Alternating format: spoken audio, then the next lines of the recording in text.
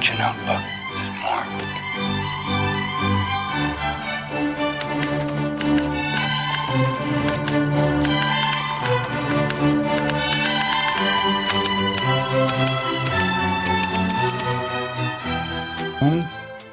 Welcome to CN Live, Season 8, Episode 6, U.S. in Denial.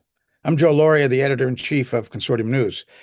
We're now finishing the first full week of the Israeli-U.S. aggression against Iran.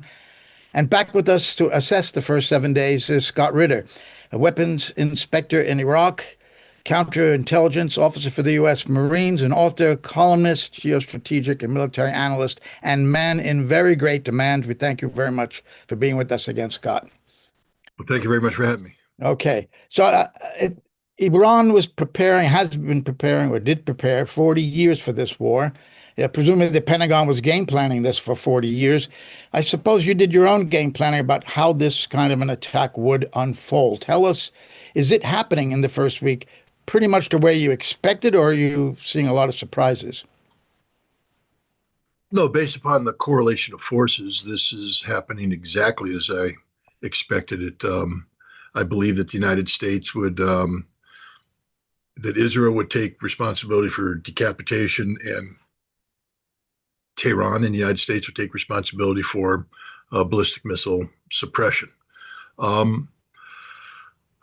I had said, I may have said it to you, I know I said it to others, that I couldn't believe that the United States would pull the trigger on this attack unless they really, really had the goods on the Iranians, that they needed to have been penetrated to Venezuela-like extent.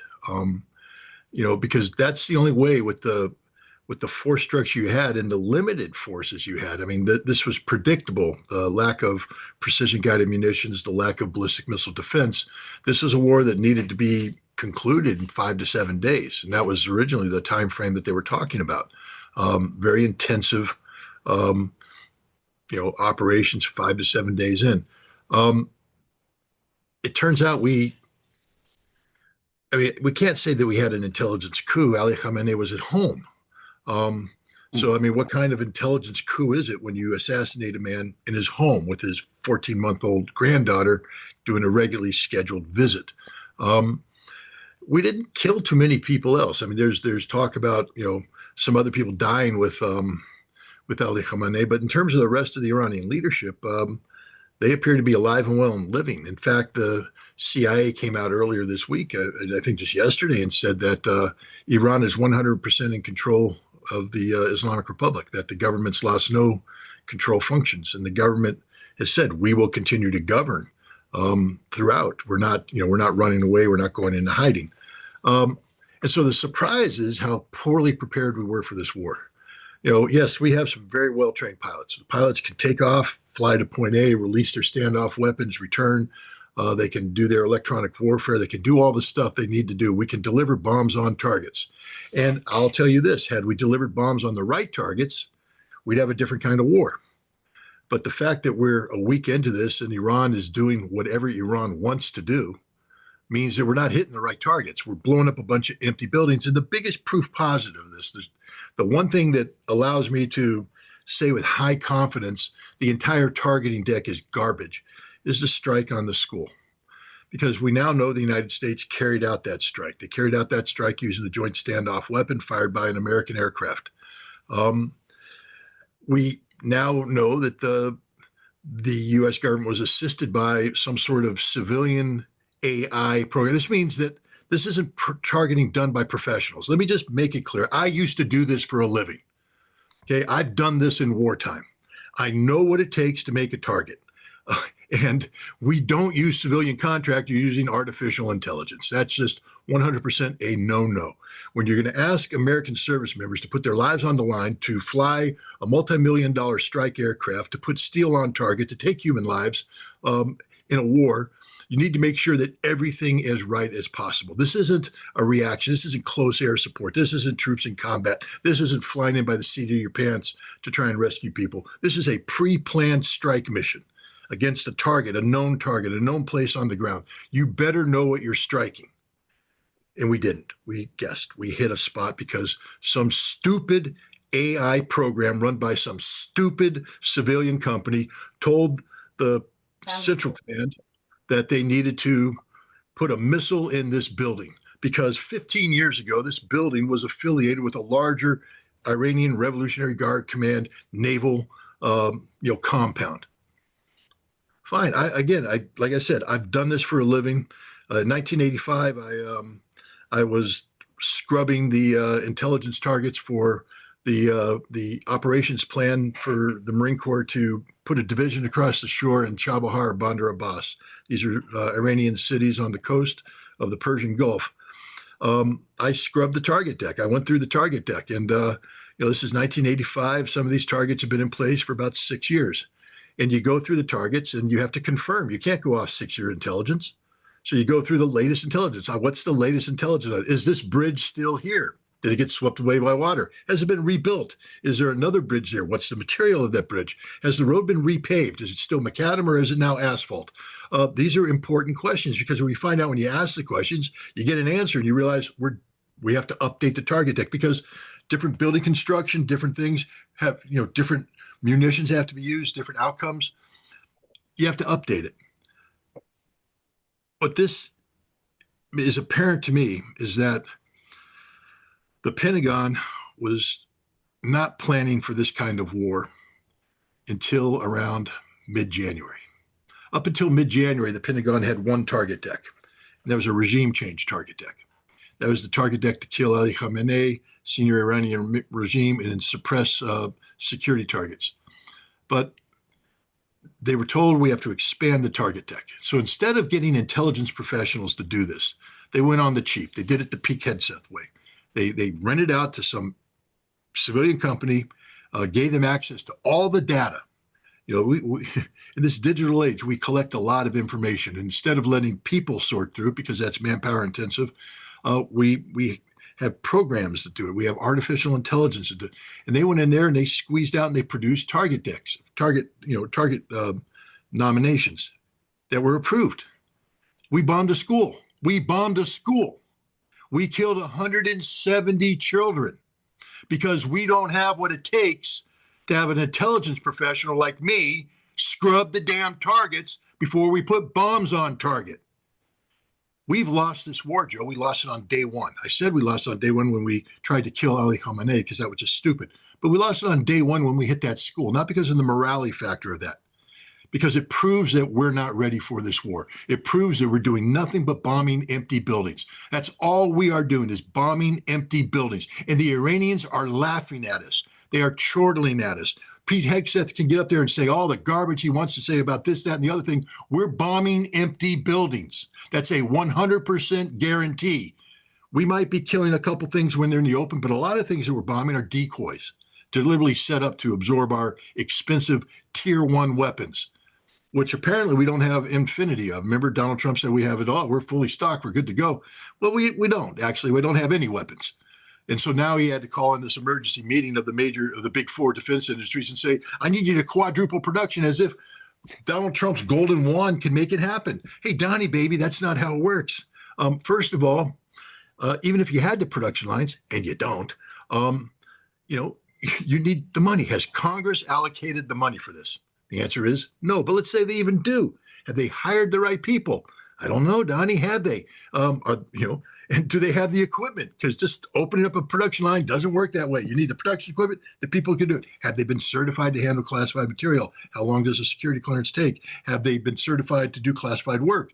Has the building been inspected for counterintelligence purposes? I used to do this for a living. I know what it takes, and it doesn't happen overnight. That's for sure. But the other problem is the supply chain. Half the stuff we need comes from supply sources we no longer have available because we pissed the Chinese off.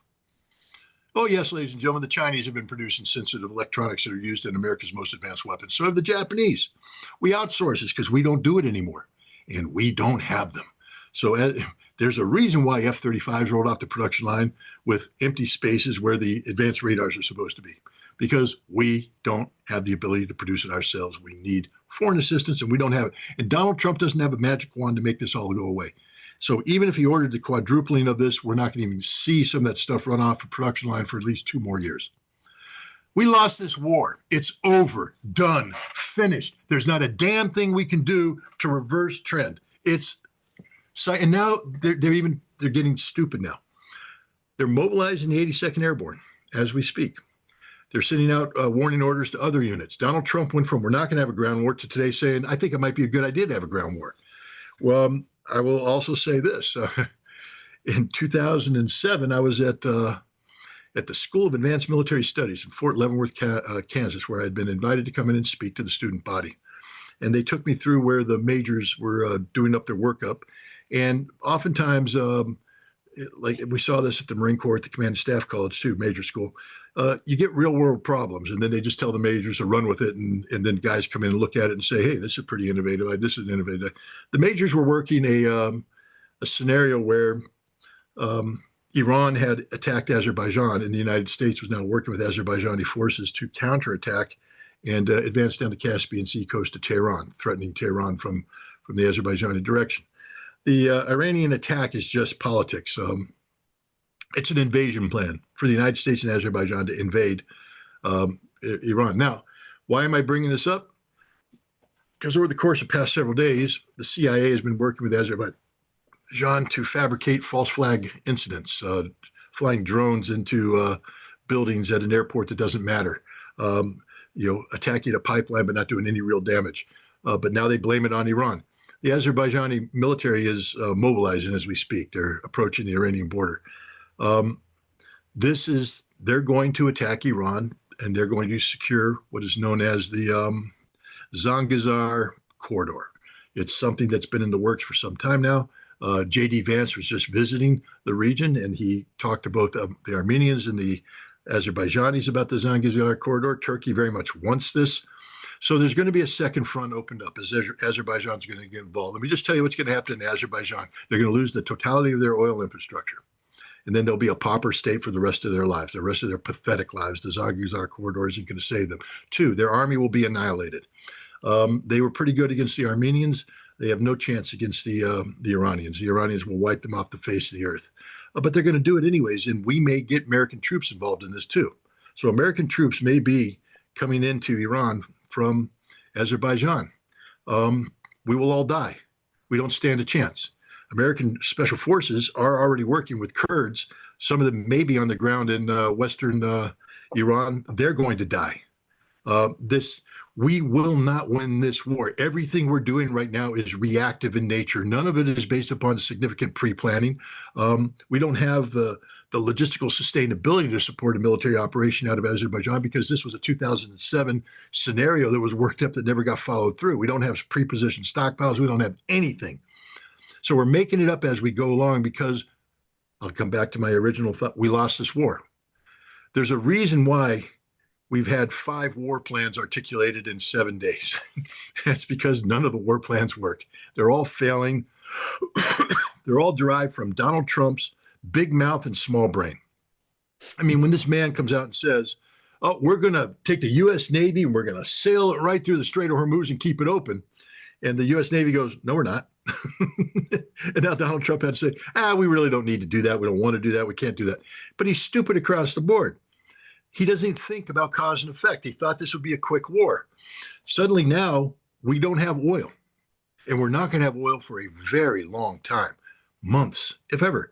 The Qataris have stopped producing natural gas. This is bad news for Europe because you see all these Russian liquid natural gas ships that are heading to Europe because Europe was still buying Russian liquid natural gas because there is no alternative. They have pivoted. They have turned around and they're heading to different markets now. Markets that used to buy oil, gas from Qatar can't buy it anymore because Qatar stopped producing it. Russia's sent it there. Europe's not going to have any gas. This is the end of Europe. Europe is literally over. They haven't recognized it yet, but there is going to be an energy crisis. And thanks to Donald Trump. So how does Donald Trump respond to this? Now, remember, Scott Bessent, the Secretary of Treasury, was all about sanctioning Russian energy. We're going to bring Russia to its knees because Russia sells oil and the profits they make off of oil sales fund this war. And we're going to stop the Russians from funding this war. We're going to bankrupt them. We're going to destroy them. Except today, Donald Trump said, screw it, let the Russians sell oil because that's the only chance we have on the market. There's no other oil out there. We just shut off the Middle East. So Russia now gets to sell oil to India, and they're going to get to sell oil at prices that are sky high. We literally just bankrolled the war, balanced the Russian budget, gave them a profit and everything. And Vladimir Putin's just like, thank you very much. Didn't have to do anything for that one. But it was inevitable. It was going to happen because Donald Trump doesn't think. Scott Bessent is an idiot. Pete Hegseth is worse than an idiot. There's not a competent person in this staff. We are a nation at war, and the war is being managed by the most incompetent people in the world. I mean, it's frightening just how bad this is. We have lost every one of our major military installations in the Middle East now is being dismantled. This is the greatest destruction of American military power in the history of the United States. I'll say that one more time, just so people understood exactly what I said. This is the greatest destruction of American military power in the history of the United States. We have never suffered at the hands of the enemy losses like we're suffering right now. And this is just the beginning. By the time this is done, our entire footprint in the Middle East will be eliminated, gone. And we'll probably never come back because we're also evacuating our diplomatic footprint, running for our lives. We're not safe anywhere. Our embassies are being attacked. We try to relocate to hotels. Those hotels are attacked very deliberately, the rooms where we're staying. We are running for our lives. The Iranians know everything, and they have the weapons to deliver death and destruction to us. But you don't see the Iranians going out there and doing a Pete Hegseth type press conference because they would be justified in talking about unprecedented death and destruction. We're talking about lethality, baby. I mean, when we come to play to win. You don't see that from the Iranians. You see it from Pete Hegseth, who a moron, who sat there cheerleading like this is a game while Americans die, while our military is humiliated. And he's pretending that just by talking loud and bench pressing 315 pounds, not too bad for his age. I mean, I have to say I was a little impressed. I can't do it. But, still, that's not how you win wars, Pete. And Donald Trump he's destroying this nation. He's destroyed our nation from a moral standpoint. Who in the world can trust us? No one can trust us again, ever. Jared Kushner and Steve Witkoff, these failed, corrupt New York State real estate people, were out there playing arms control. And they didn't understand what was going on. They didn't understand that Iran gave them the greatest gift. Donald Trump kept saying he wanted a deal better than Barack Obama's Joint Comprehensive Plan of Action. The Iranians gave him that deal. They gave him the greatest deal you could have, one that guaranteed Iran would never have a path to a nuclear bomb, one that allowed U.S. inspectors on the ground.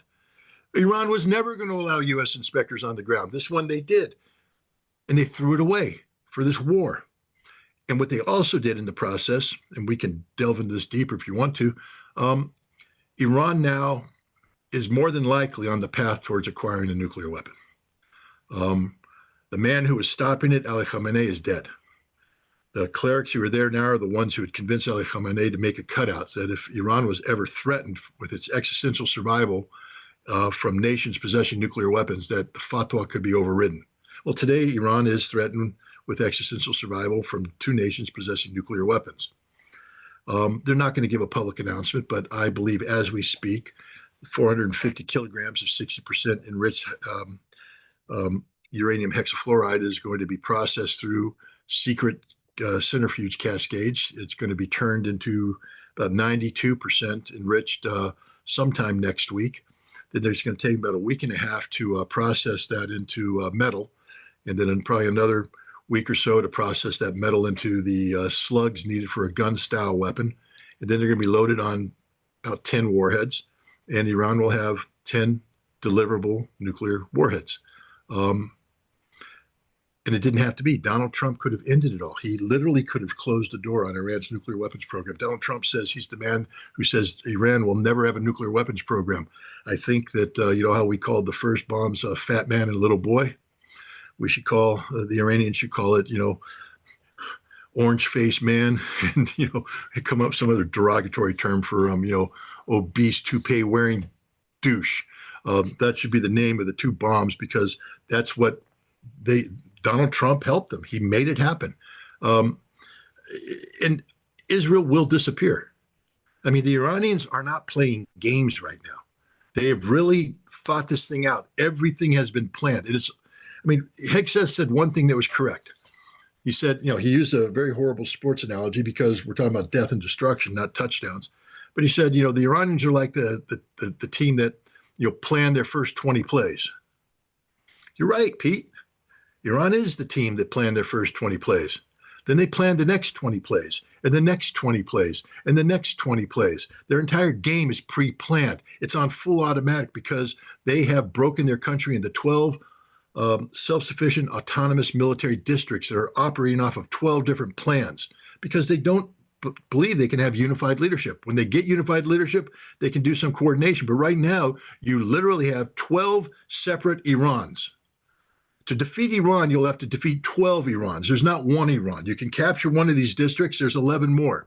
We don't have the ability to do that. And these districts will fight to the death forever.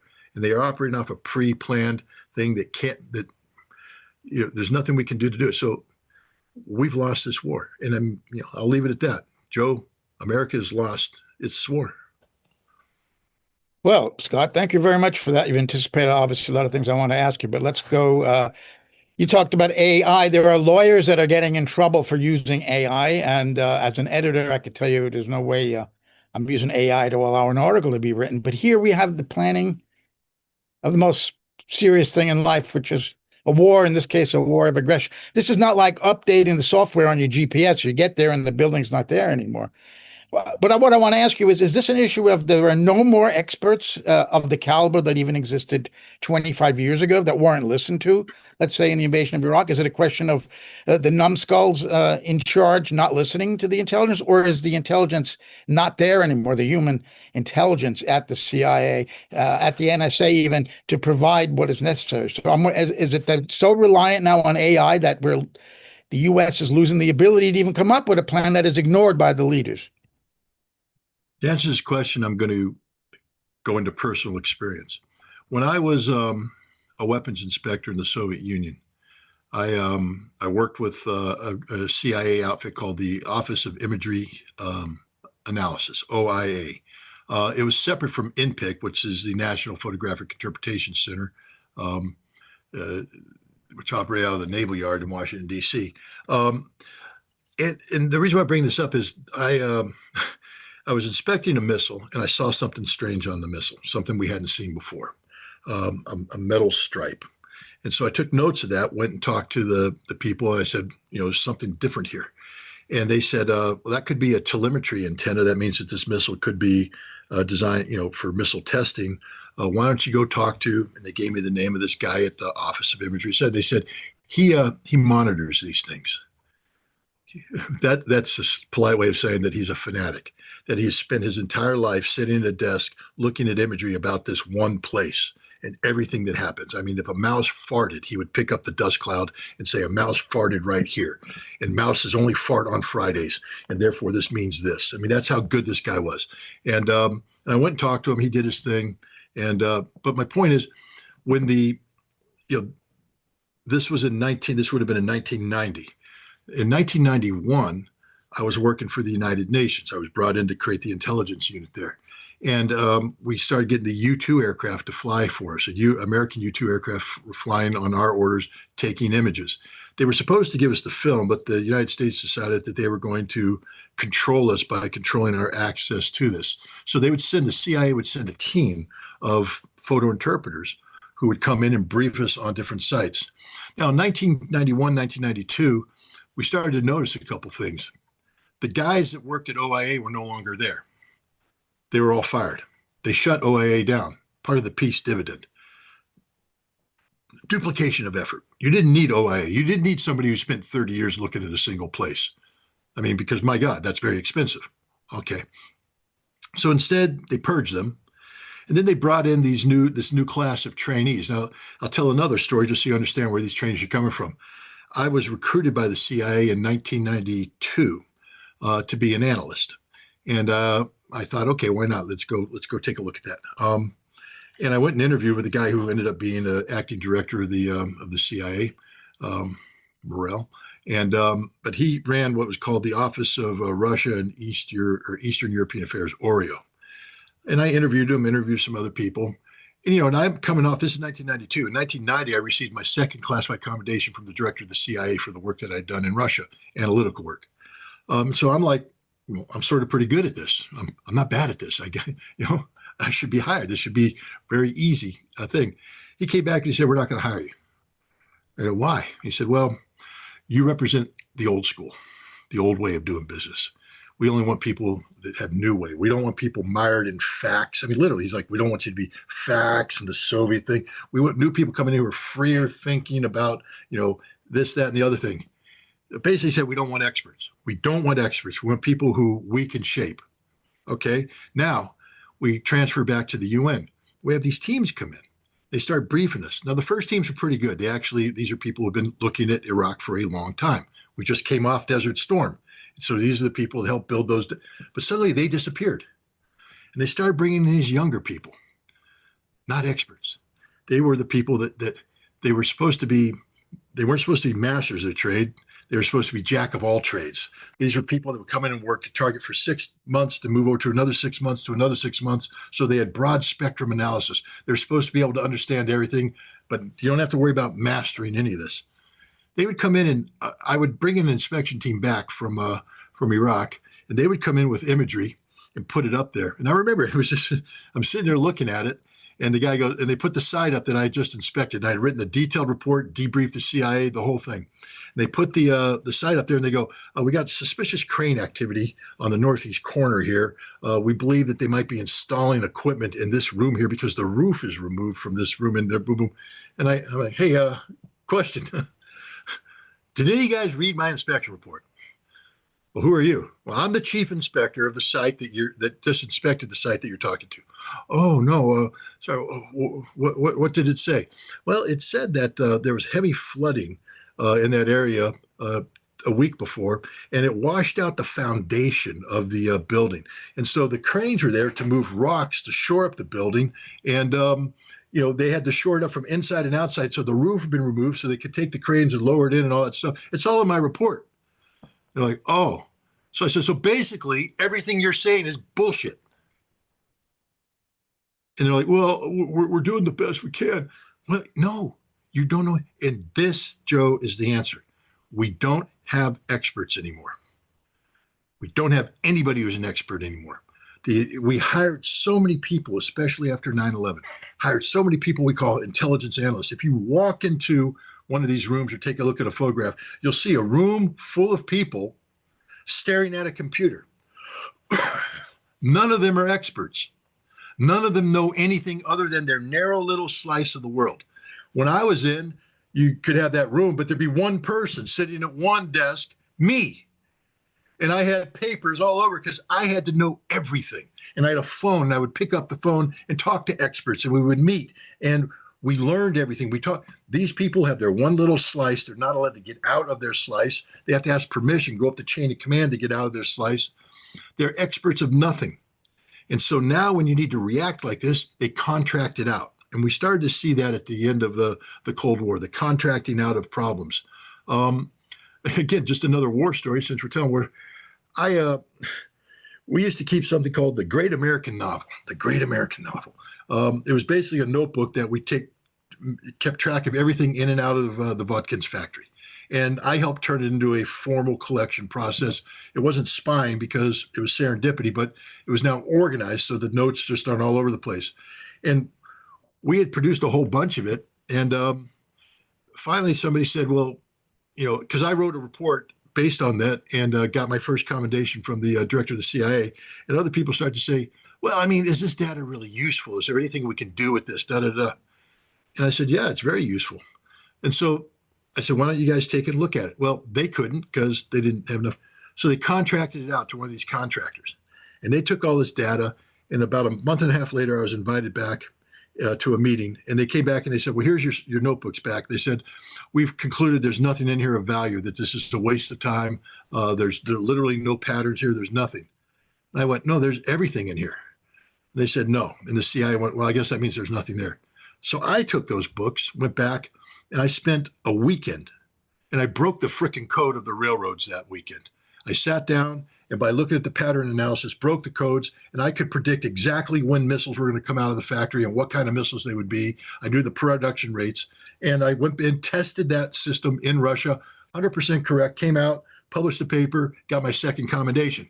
The point is, a trained pair of eyeballs attached to a trained pair to a brain is the best thing in the world. The best thing in the world. But you only get that by actually doing the job. When you contract it out to civilians whose sole purpose is to make money, they're not patriotic. None of these people did that are patriotic. I burned the midnight oil because I'm a patriot, because I was given a task by my commander-in-chief to do this job. And I poured myself into it because it was my mission, my duty as an American. These are contractors, 9 to 5. They get a paycheck. They don't care. They don't care. There's no consequences for this.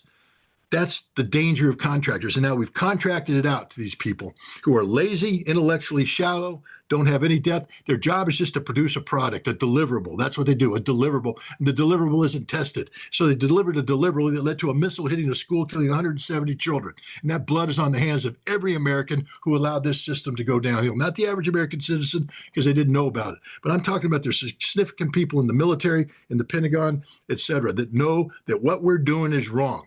And what we need to do is start hiring real intelligence professionals, train them properly, and let them do their damn job. And do their damn job means get rid of the frickin' computers and let them get out there and get their hands dirty, their feet dirty, get bloody, get in there, learn it, live it. But no, they're sitting behind a computer, tap, tap, tap, tap, tap, tap, tap, tap, tap, tap, tap. Oh, look, oh, target, bomb it, kill it, nothing. That's not how it works. Intelligence it's an art form. It's not just a science, it's an art form. You actually have to live it and bring it into you if you're going to be good at it. None of these people today are any good. They're all horrible. They suck. There's a reason why we couldn't get bin Laden for such a long time, because we suck at what we do. We got lucky. Everything that happens in this world is luck. We don't have anybody doing skill anymore. That's just my take. So it's a matter of, this is worse than politicized intelligence, like in the 2003 invasion. We're talking about no intelligence anymore, basically. Pure incompetence, pure 100% incompetence. These people don't know anything. When I went after Saddam Hussein's hidden weapons of mass destruction, just one of the techniques I used was to break apart the family structures. They have something called the khams, the 5 circles around of relatives around, and his security apparatus was embedded within this khams. So I identified the different tribes. I sat down with tribal experts. I sat there and learned all about the different tribes, the different clans and everything, and then went in and I reverse engineered it and found the people in there. And then I went through my inspection reports and located the people where they could be. And we actually made contact with one that was ready to defect. But it didn't happen because some AI program said it. Happened because I spent about 10,000 hours on that problem. That's what an intelligence professional does. You become intimate with every detail of the problem. And today, these people are shallow as the day is long. They don't know anything about anything. And when they think they know, when they get involved, they call themselves subject matter experts. They're so locked into their Pete Hegseth type muscle flexing that they get drowned. You know, when I hear a guy say, I'm an expert on Iran, and then he sits there and belittles Ali Khamenei, I'm like, you're not an expert on Iran then, because no expert on Iran would say what you're saying. That's just the truth. We're talking about a cult of amateurs here, just amateur hour. Didn't anybody in some of these experts study the history of the Iraq invasion of Iran in the 1980s, instigated by the U.S., and how Iran fought against that and sent waves of young men to die to protect their country? Didn't they think that might still be the case in Iran today, that people are ready to die to save their country from an invasion? Well, that would require them to read. And this is probably the day where those reports haven't been digitized yet. And of course, with AI, we no longer read. We do AI summaries. We get AI to scan the material for us and give us a summary of the material. Seriously, that's how it's done today. Nobody reads. I used to have to, when I did my research, there's these things called footnotes. I love footnotes. But you read something, then you get the footnote, because the footnote tells you what the source is. But generally, you read that footnote and you go, oh, shit, there's a footnote in the footnote. And so you have to get that one, too. And my wife would hate this, because I'd start reading a book and I'd get the book. And next thing you know, I'm going to the bookstore to get 5 more books because I got footnotes. And then I start reading those books and I have to go get 10 more books. And so by the time I finished the first book, I got 15 other books. And she's like, how do we afford this? I said, honey, that's how you learn. And it's how you learn. You read. You get down to the root cause, the root source. You read everything. And nobody does that today because it takes time. It takes time. It takes a lot of time. And people are intellectually lazy. They don't want to do the work. And now we have AI that does summaries. And we see the infection in college. In college, how students are starting to print out AI papers. They don't know anything. They don't study because all you do is have the AI give you the summary, and then you print it out. You haven't read it. So now you're writing about a subject that you're supposed to have learned by reading the book and the footnotes and the books in the footnotes. But instead, you have AI give you a summary. Maybe you go in and change, 20% of the words. I don't know what the legal standard is now for not being plagiarized, where you can go in and you can change a certain number of the words in the word order, and then it's not plagiarism. And so they go and do that. So they're playing stupid writing tricks so they can get credit for a report of a subject they don't understand. If you use AI, your brain is going to die. That's a 100% guarantee. AI in the pursuit of intellectual accumulation of knowledge is a suicide pill. The brain must be exercised. The brain must do the work. And if you allow AI to write for you, then it's over. You have to write based upon what you've learned because you have to take that information and then turn your brain on and have your brain tell you what that information was, and then you put it down on paper and you capture it using your thought process. But when you cheat with AI, you eliminate the thought process. And when you eliminate the thought process, it means you don't know anything. So if the commander asks you a question, you're going to blink 3 times and fart because that's all you can do. Instead of saying, I know the answer, you're just going to sit there because you don't know the answer, because you don't know the subject. You're not a subject matter expert. You're not an intelligence professional. You're an amateur, an AI amateur. And that's what we have today in the intelligence business, AI amateurs. And they put a missile on a school building and killed 170 children. Not the mouse that roared, it's the mouse that farted, as you said before.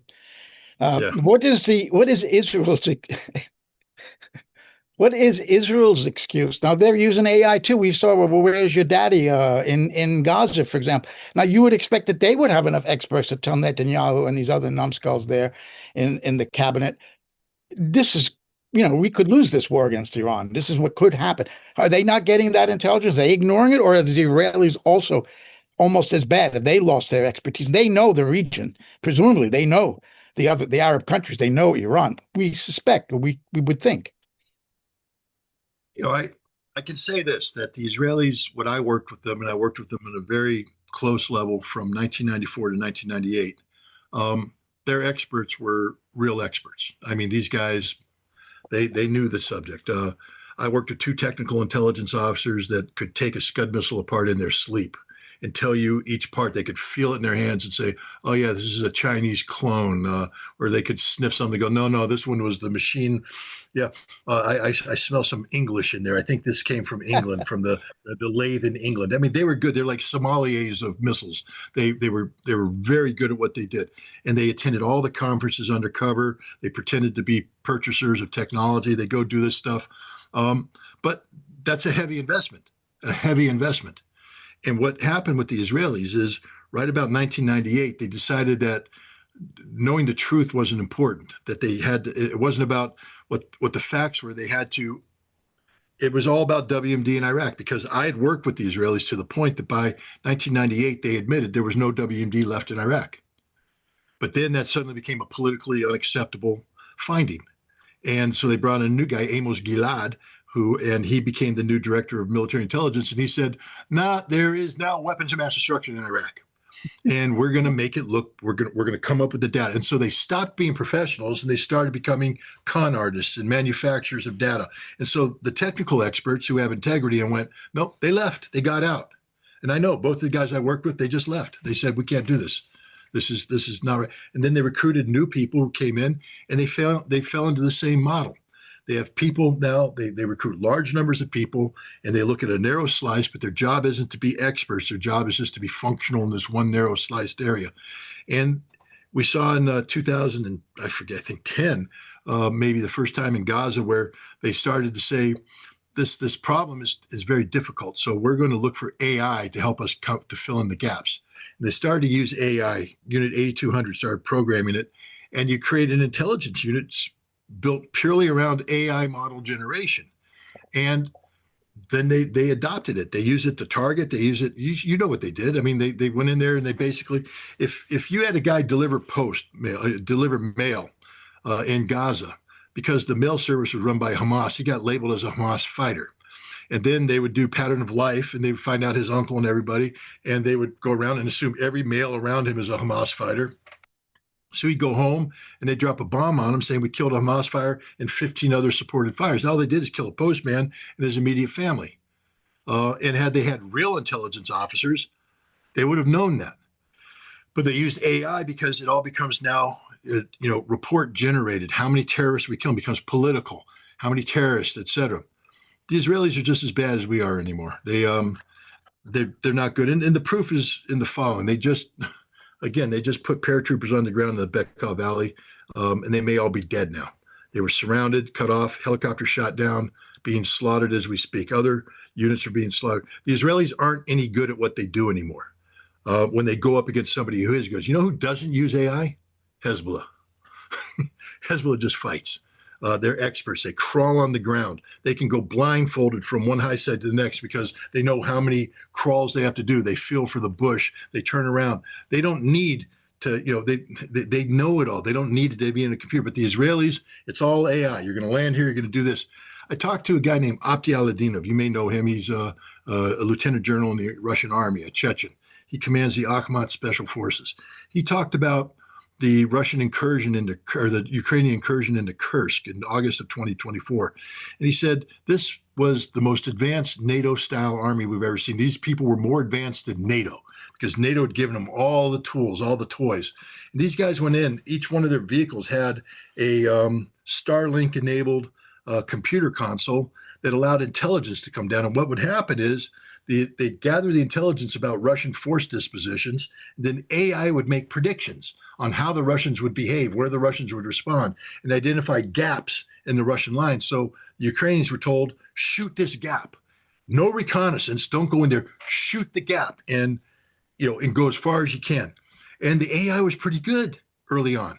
They shot, the gaps were there and they were shooting and they were advancing. The Russians were like, damn, these guys are advancing really, really fast.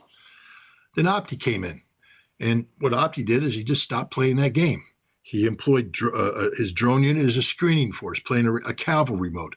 The AI wasn't ready for that. And so the AI says, shoot the gap. The Ukrainians shoot the gap and the Russian drones kill them. And they're like, well, wait a minute, how'd that?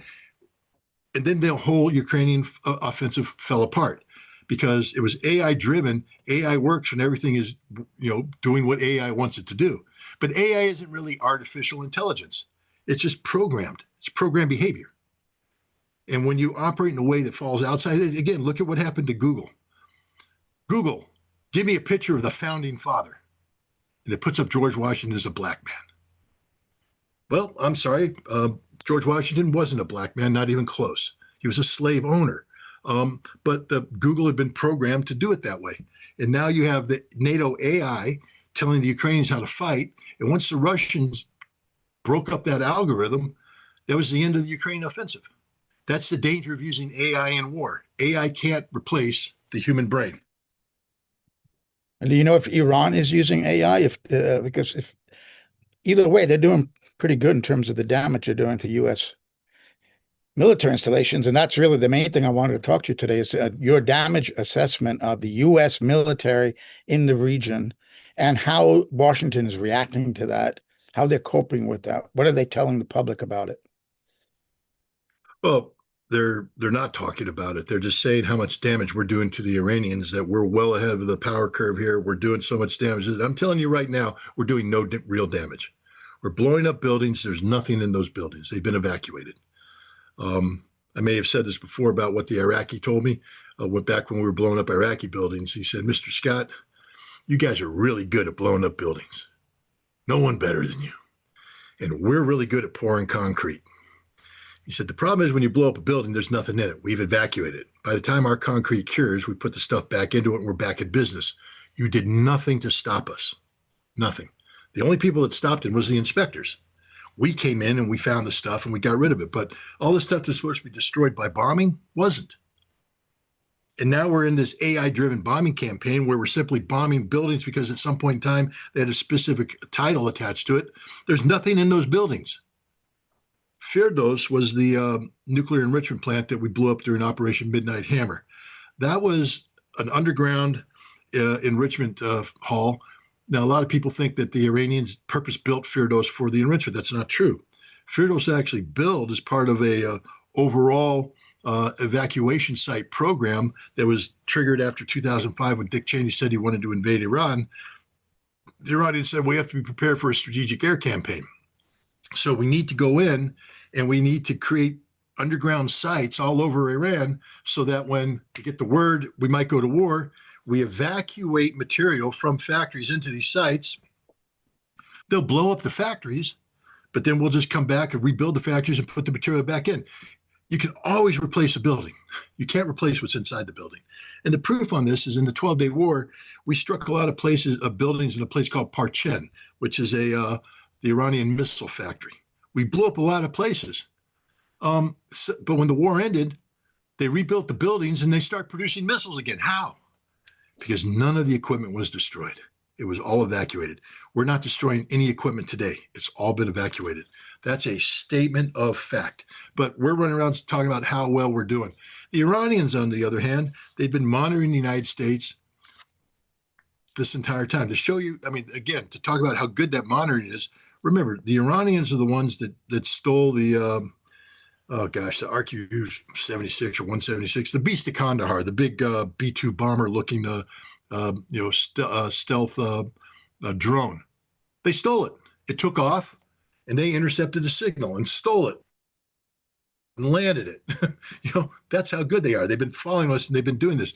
They're the ones that taught a unit in Karbala or in southern Iraq to dress up in American military uniforms, operate American Humvees, speak American accented English, get through the checkpoint because they've been watching how they go through and go in and kidnap a team of Americans and end up killing them all. I'm not praising it. I'm just saying they're very good. They observe, they learn everything. And so they know everything about where our bases are located. But they've now been given the ability to update that intelligence right before they attack. The Russians are now flowing real-time intelligence to them. And that enables the Iranians to sit there and say, okay, we want to attack X. For instance, we have THAAD units, which are the advanced air defense units. The radars are the key to that.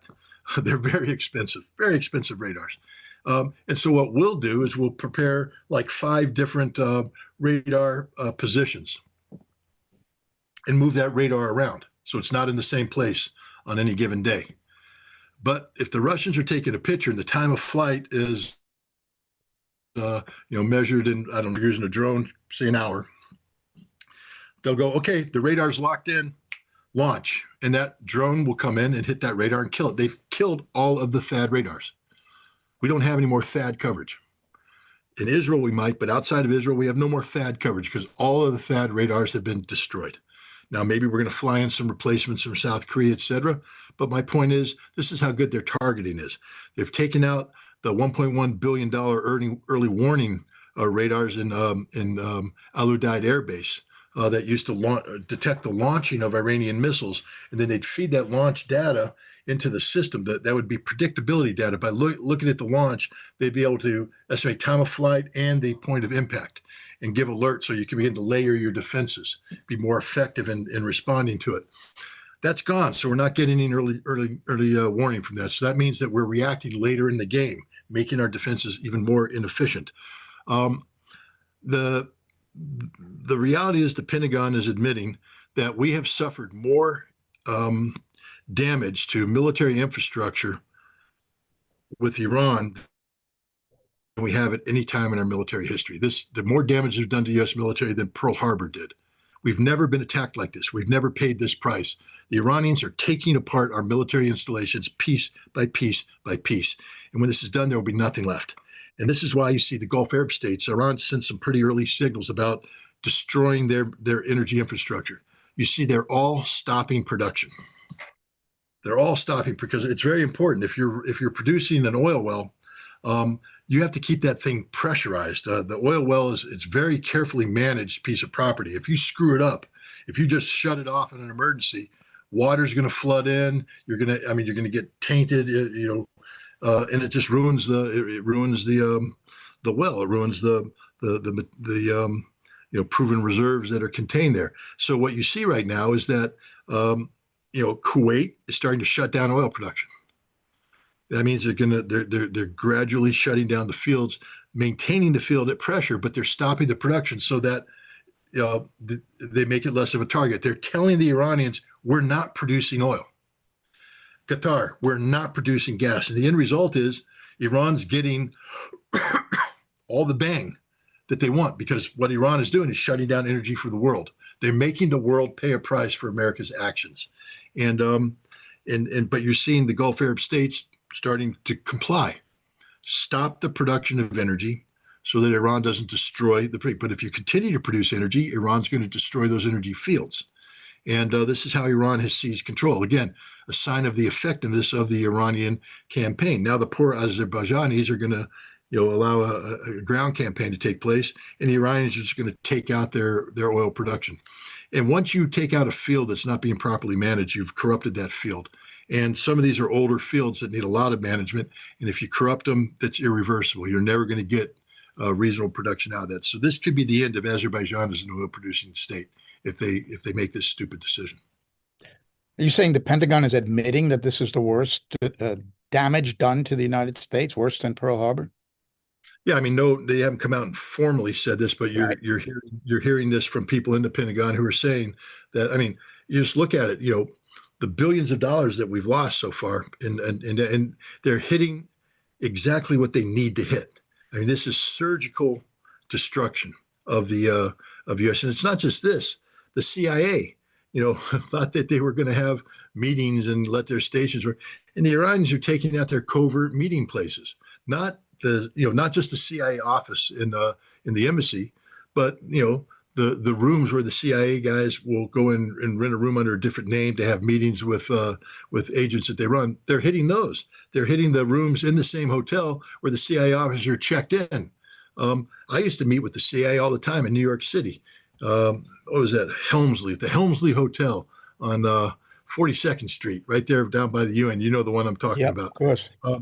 CIA used to come in and they'd be like, okay, well, we can't tell you what room we're going to be in until we do it because we have to be secret because we're the CIA.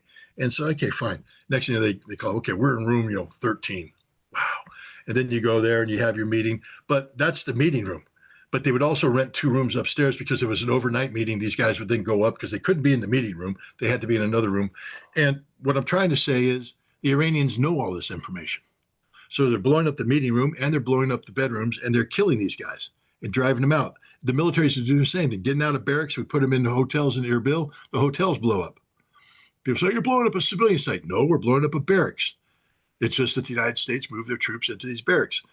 And so we have to start evacuating. They have our number. So it's not just Russian provided intelligence. The Russians are providing intelligence according to this report.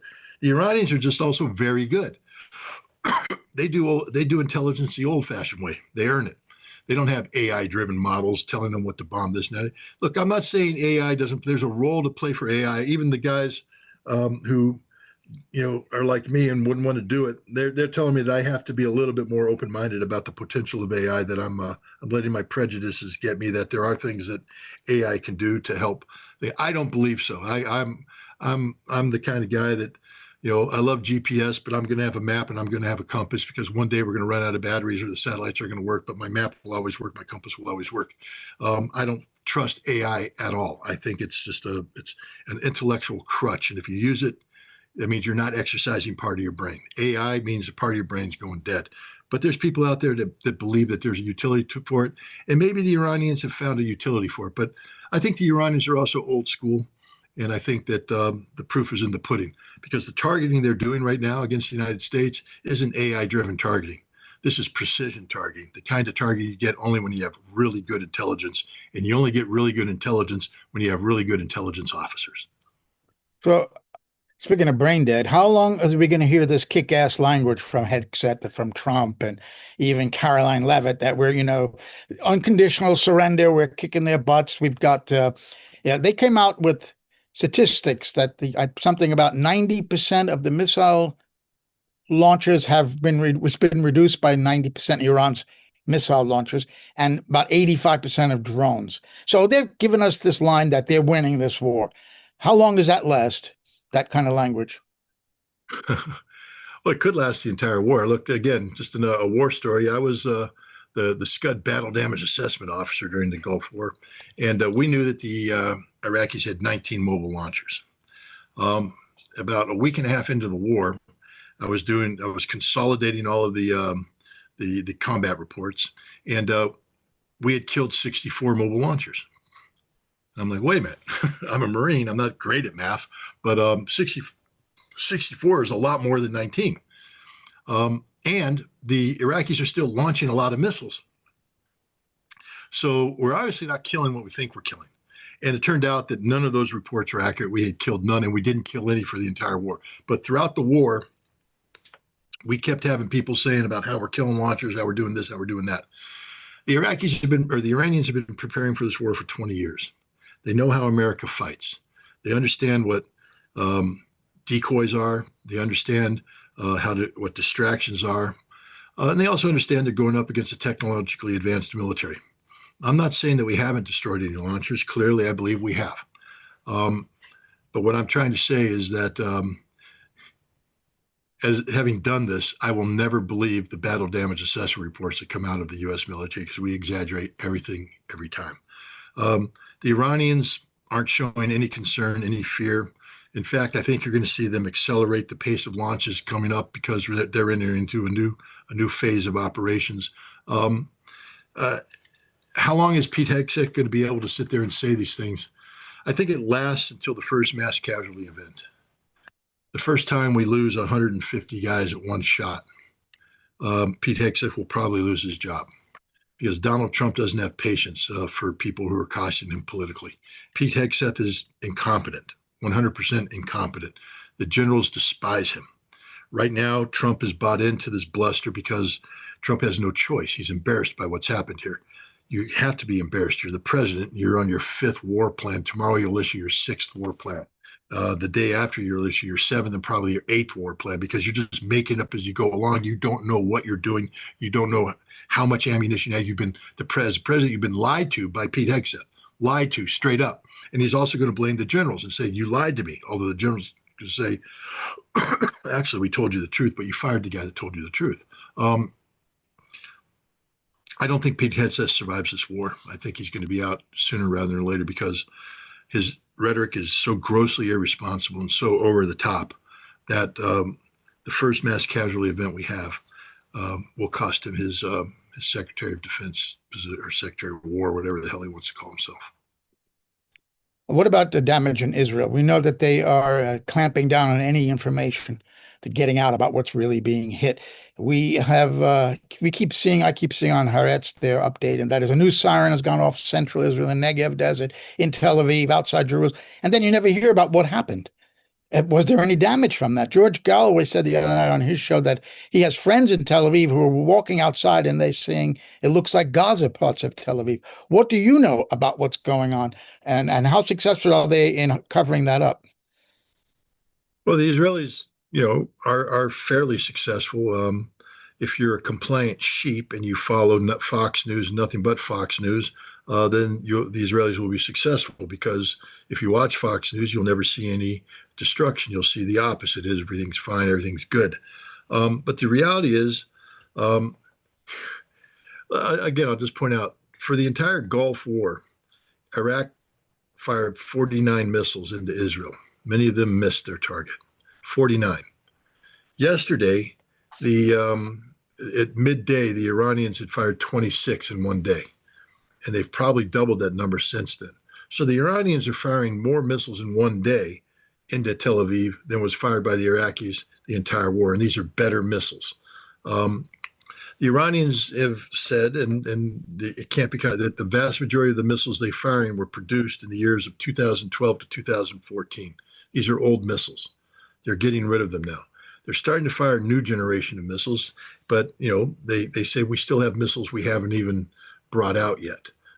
We have new drones we haven't brought out yet. The drones that are wreaking havoc are older drones. Wait till they bring out the good stuff.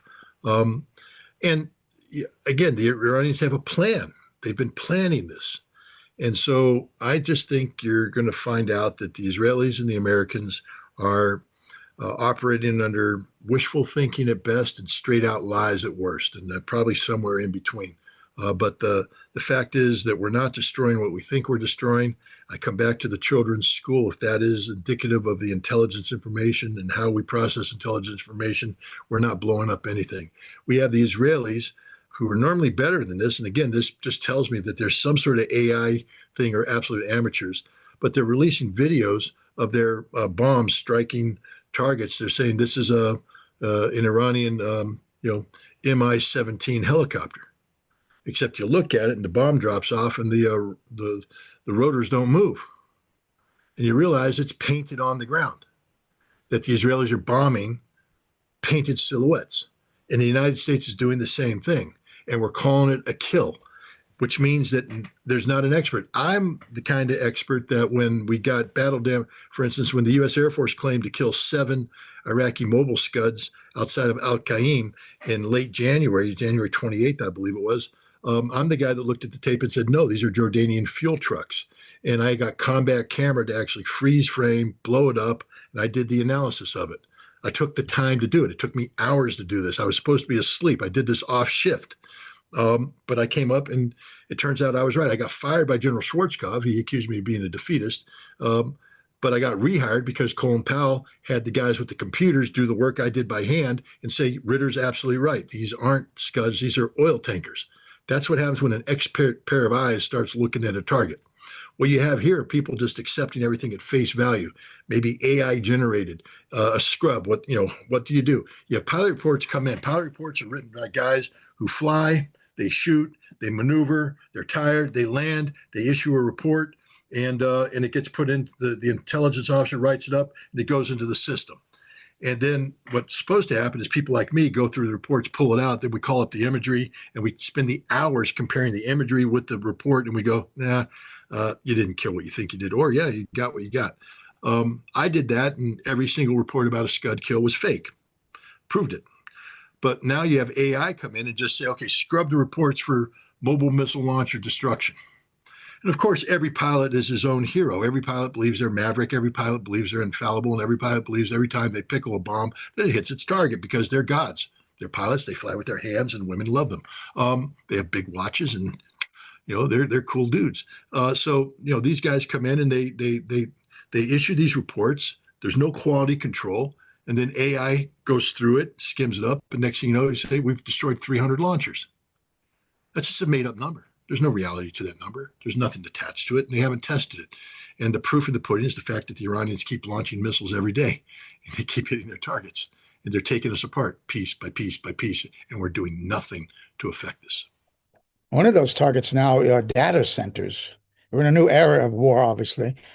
These data centers that provide cloud services to the military locally are a big part of the war effort against Iran. So we have the Fars news agency reporting that Iranian missiles struck the Microsoft data center in UAE that runs this Azure system, and also that earlier 2 Amazon data centers in the UAE had been hit, and 1 in Qatar, I think. So the Amazon confirmed those. We don't have confirmation from Microsoft that they were hit. What do you know about this, and how important is this to Iran's success if they can destroy the data centers in the Gulf? Every year there's called a mathematic Olympics that's held. The United States sends MIT and Caltech and all that, and we tend to finish. We can get 1 or 2 teams into the top 10, but the teams that sweep the top spots are either from China or Iran. The Iranians are very, very good. They are very, very smart. They understand technology like nobody's brother.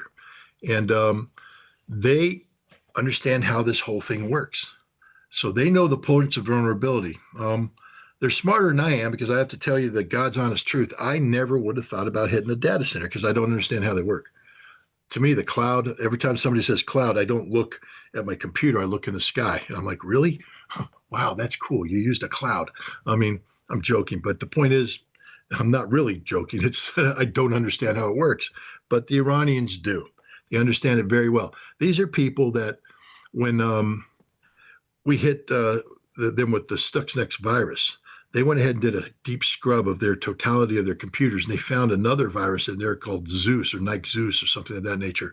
This was the killer of all killers, the one that shuts down everything. And the Iranians went, oh, we got that. They pulled it, reprogrammed it, and infected Aramco with it. And then they sent out to everybody, we can do this to all of you. And they did it quickly.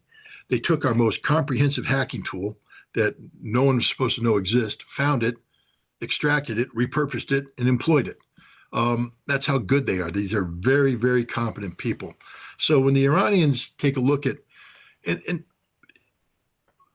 we're not as smart as we think we are. To give you an example, we talk about total spectrum dominance. That's the new American thing. Total spectrum dominance. That means that we're going to dominate the enemy everywhere, from on the ground all the way to space. And we have the space guys saying their stupid things like, now, we will not yield the space to the Russians. We have satellite dominance.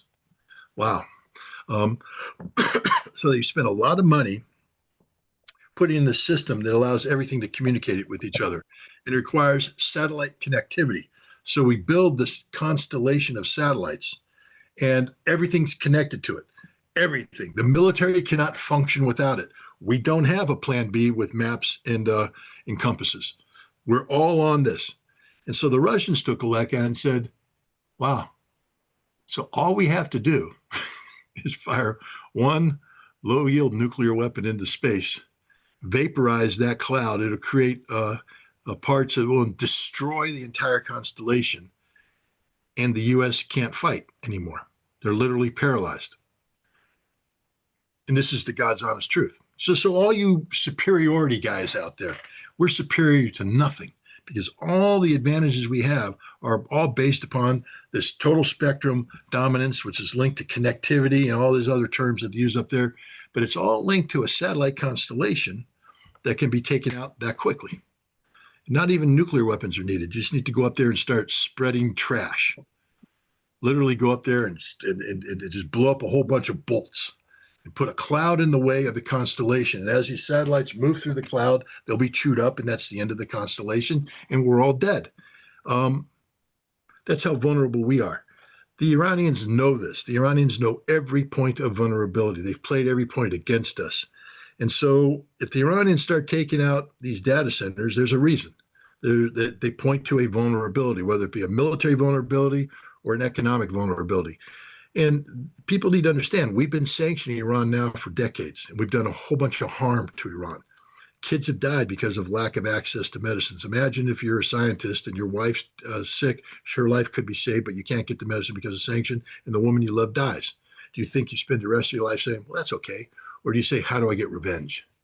And if you're one of these really smart tech guys, you say, I'm going to be thinking about how I get revenge from now on. And they focus on it, and they're good at it. I think the Iranians have a whole bunch of surprises for us. I think they have taken apart our system, and they know all the vulnerabilities. And as this war drags on, you're going to see them hit one weakness after another weakness after another weakness. And you're going to be looking at pretty much total economic collapse in the West, because it's not just going to be about the denial of energy. It's going to be denial of services, denial of technology, access to technology. I don't know if it's connected, but BlackRock, that big old evil investment company, they froze withdrawals. You can't withdraw your money from BlackRock because they are in free fall right now. It's over for BlackRock. It's not just Ukraine, but what's happened in the Middle East. Their over leveraging of corrupt Gulf Arab sheiks has created, and so Iran is taking it apart. The Iranians are smarter than we are. They're smarter than Scott Bessent. And by the time this thing is done, they remember that Scott Bessent triggered an economic collapse. This will not end until Scott Bessent's economic empire is collapsed. The Iranians, I wouldn't have started this war for any number of reasons, number one of which is morality. I just can't tolerate a war that begins with the execution of 170 children. I can't tolerate a war that begins with perfidy, a surprise attack that makes what the Japanese do at Pearl Harbor pale in significance. We murdered the supreme leader, the equivalent of the Pope to the Shia. This is a horrific, evil thing that we have done here. But I also wouldn't have started because there's not a justification for it. There's no reason for this. There's no rhyme or reason as to why we had to go to war. Iran does not pose a threat to us. But even if Iran posed a threat to us, I wouldn't have gone to war, because I would say there has to be a better way to deal with the threat, because the Iranians are just smarter than we are. They know this region better than we do. They've been training for this war for 20 years. Just like I wouldn't go into the ring with Mike Tyson, who's been training to kill me for 20 years, and I just got off the couch, ate a sandwich, hit a heavy bag for 3 minutes, popped a sweat, and said, now I'm ready to fight Mike Tyson. No, I'm not. We're going in the ring against Mike Tyson at his prime. The Iranians have been preparing for this championship fight, and they've been preparing for 15 rounds. And we come in and think because we can bench press 315 pounds and do 5 push-ups that we're going to knock out Mike Tyson in the first round. I mean, that's just a level of stupidity that's at play here. You know, it's classic war of aggression. You have to portray your victim as the threat, as the aggressor, and confuse everyone. But of course, Iran was no threat, even to Israel. They're there to defend. All their militias, Hezbollah, even Hamas, which is not supported as much by them as Qatar supported them. The militia in Iraq, the Houthi, these were all defensive militias, not terrorists. They're not going around doing what ISIS did, what Al-Qaeda did. Those are the Gulf Arabs people and America people and Israel's people. They're the terrorists, but they flipped it that the Iranians are the terrorists. And this is unfortunately, I wonder how long that story will last. And also this Teflon character of U.S. government and companies. United States has lost just about every war since the Second World War, and yet it doesn't stick. They're still acting with this bravado that it's the major world power and that it can beat anybody on the battlefield. How long does that last, Scott? How long does it take for BlackRock to no longer have the cachet it has, or a company like Palantir that apparently provided targeting information, AI, maybe to that school? Well, aren't they going to be getting a hit here if the U.S. Becomes clear to everyone that they're losing this war? Well, what I'll say is this. We didn't win the Afghan conflict for 20 years. We know that because we know that in August of 2020, gosh, how time flies. 2021, was it 2021? Yeah, 2021, because the Ukraine conflict was in 2022. So in August of 2021, we withdrew from Afghanistan with our tail between their legs. But our military can say every single engagement of significance we won on the battlefield. Our military can say we never lost a battle. And the fact that we lost the war is a political issue, not a military issue. You know, don't look at us. We win fights. Okay. And we can say that just about everywhere. In Korea, I mean, the 1st Marine Division, we just wiped the hell out of the Chinese in the Battle of the Chosin Reservoir. You know, they sent 6 Chinese army at us and we killed them all because we're good fighters. In Vietnam, you know, we lost some technically, but we won every major engagement. Every time we went to Ashau Valley, we swiped it clean. You know, we won the tactical engagements. We didn't lose the war because our military couldn't fight. This is the first war we're going to lose because the enemy's better than we are. This is the first war we're going to lose because the Iranians are better fighters than we are. If we put ground troops on, this is going to be the first war since Korea where we run the risk of having division-sized elements surrounded and surrendered. I mean, we may get back to what happened with the destruction of the U.S. Army forces during the withdrawal from the Yalu, where entire units just dropped their weapons and ran and got surrounded and wiped out by the North Koreans and the Chinese. You know, now we recovered from that, but I mean, that was pretty humiliating to have American units putting down their arms and surrendering. We don't do that, but we did it in Korea because for a while there, the Chinese and North Koreans were better soldiers than we are. If we put ground troops into Iran, we're going to lose these battles. We're not going to win these battles. The Iranians are better soldiers than we are. They're better prepared for this fighting than we are. If we send ground troops in, we're not going to have logistical sustainability. One of the things that makes us better than anybody is that we're better prepared. We're better trained. We're better equipped, and we can sustain the fight. We've planned this thing out. We're making this war up as we go along. We are literally making this war up as we go along. Every day we're starting something new. We're thinking of something new. We're making it up as we go along. There is no plan. And when you go to war with like this, you put people's lives on the line, the system will fail. So this could be the first war that we actually don't just lose politically. This could be the first war we actually got our asses kicked, handed to us, fed to us. And that's a game changer.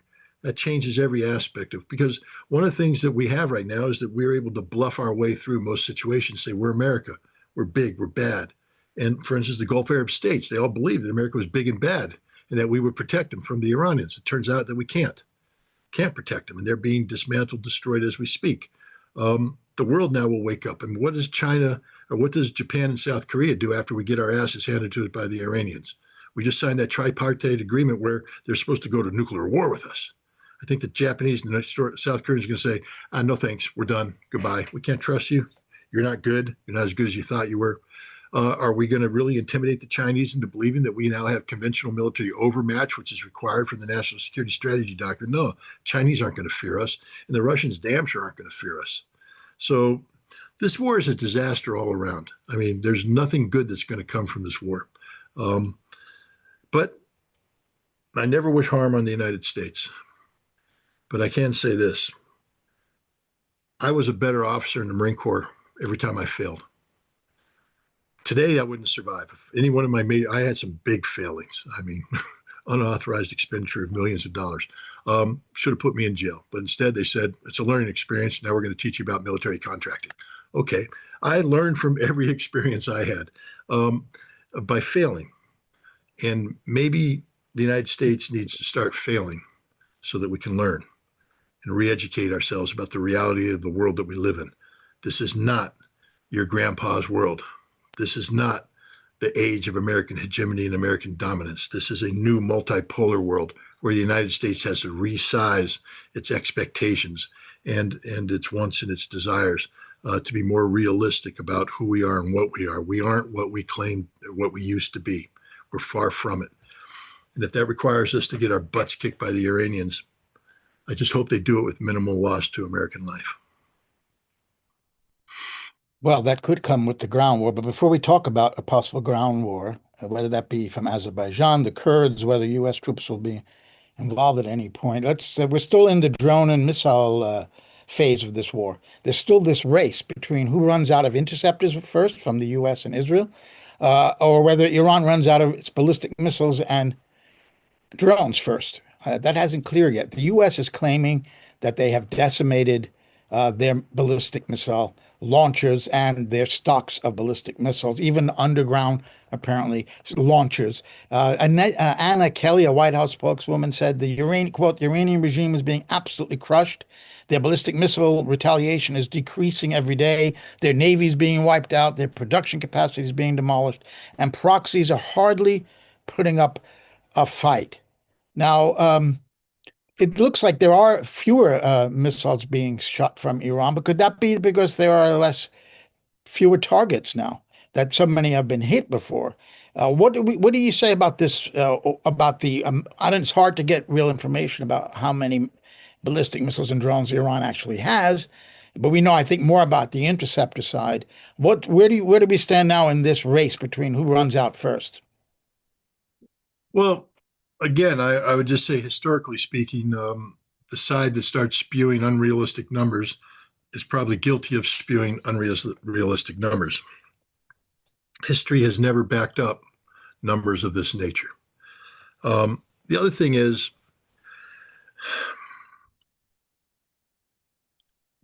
either the Iranians are the most incompetent people on the planet, or we have an intelligence community that is dumber than and I think we've already made the case that our intelligence community is pretty stupid.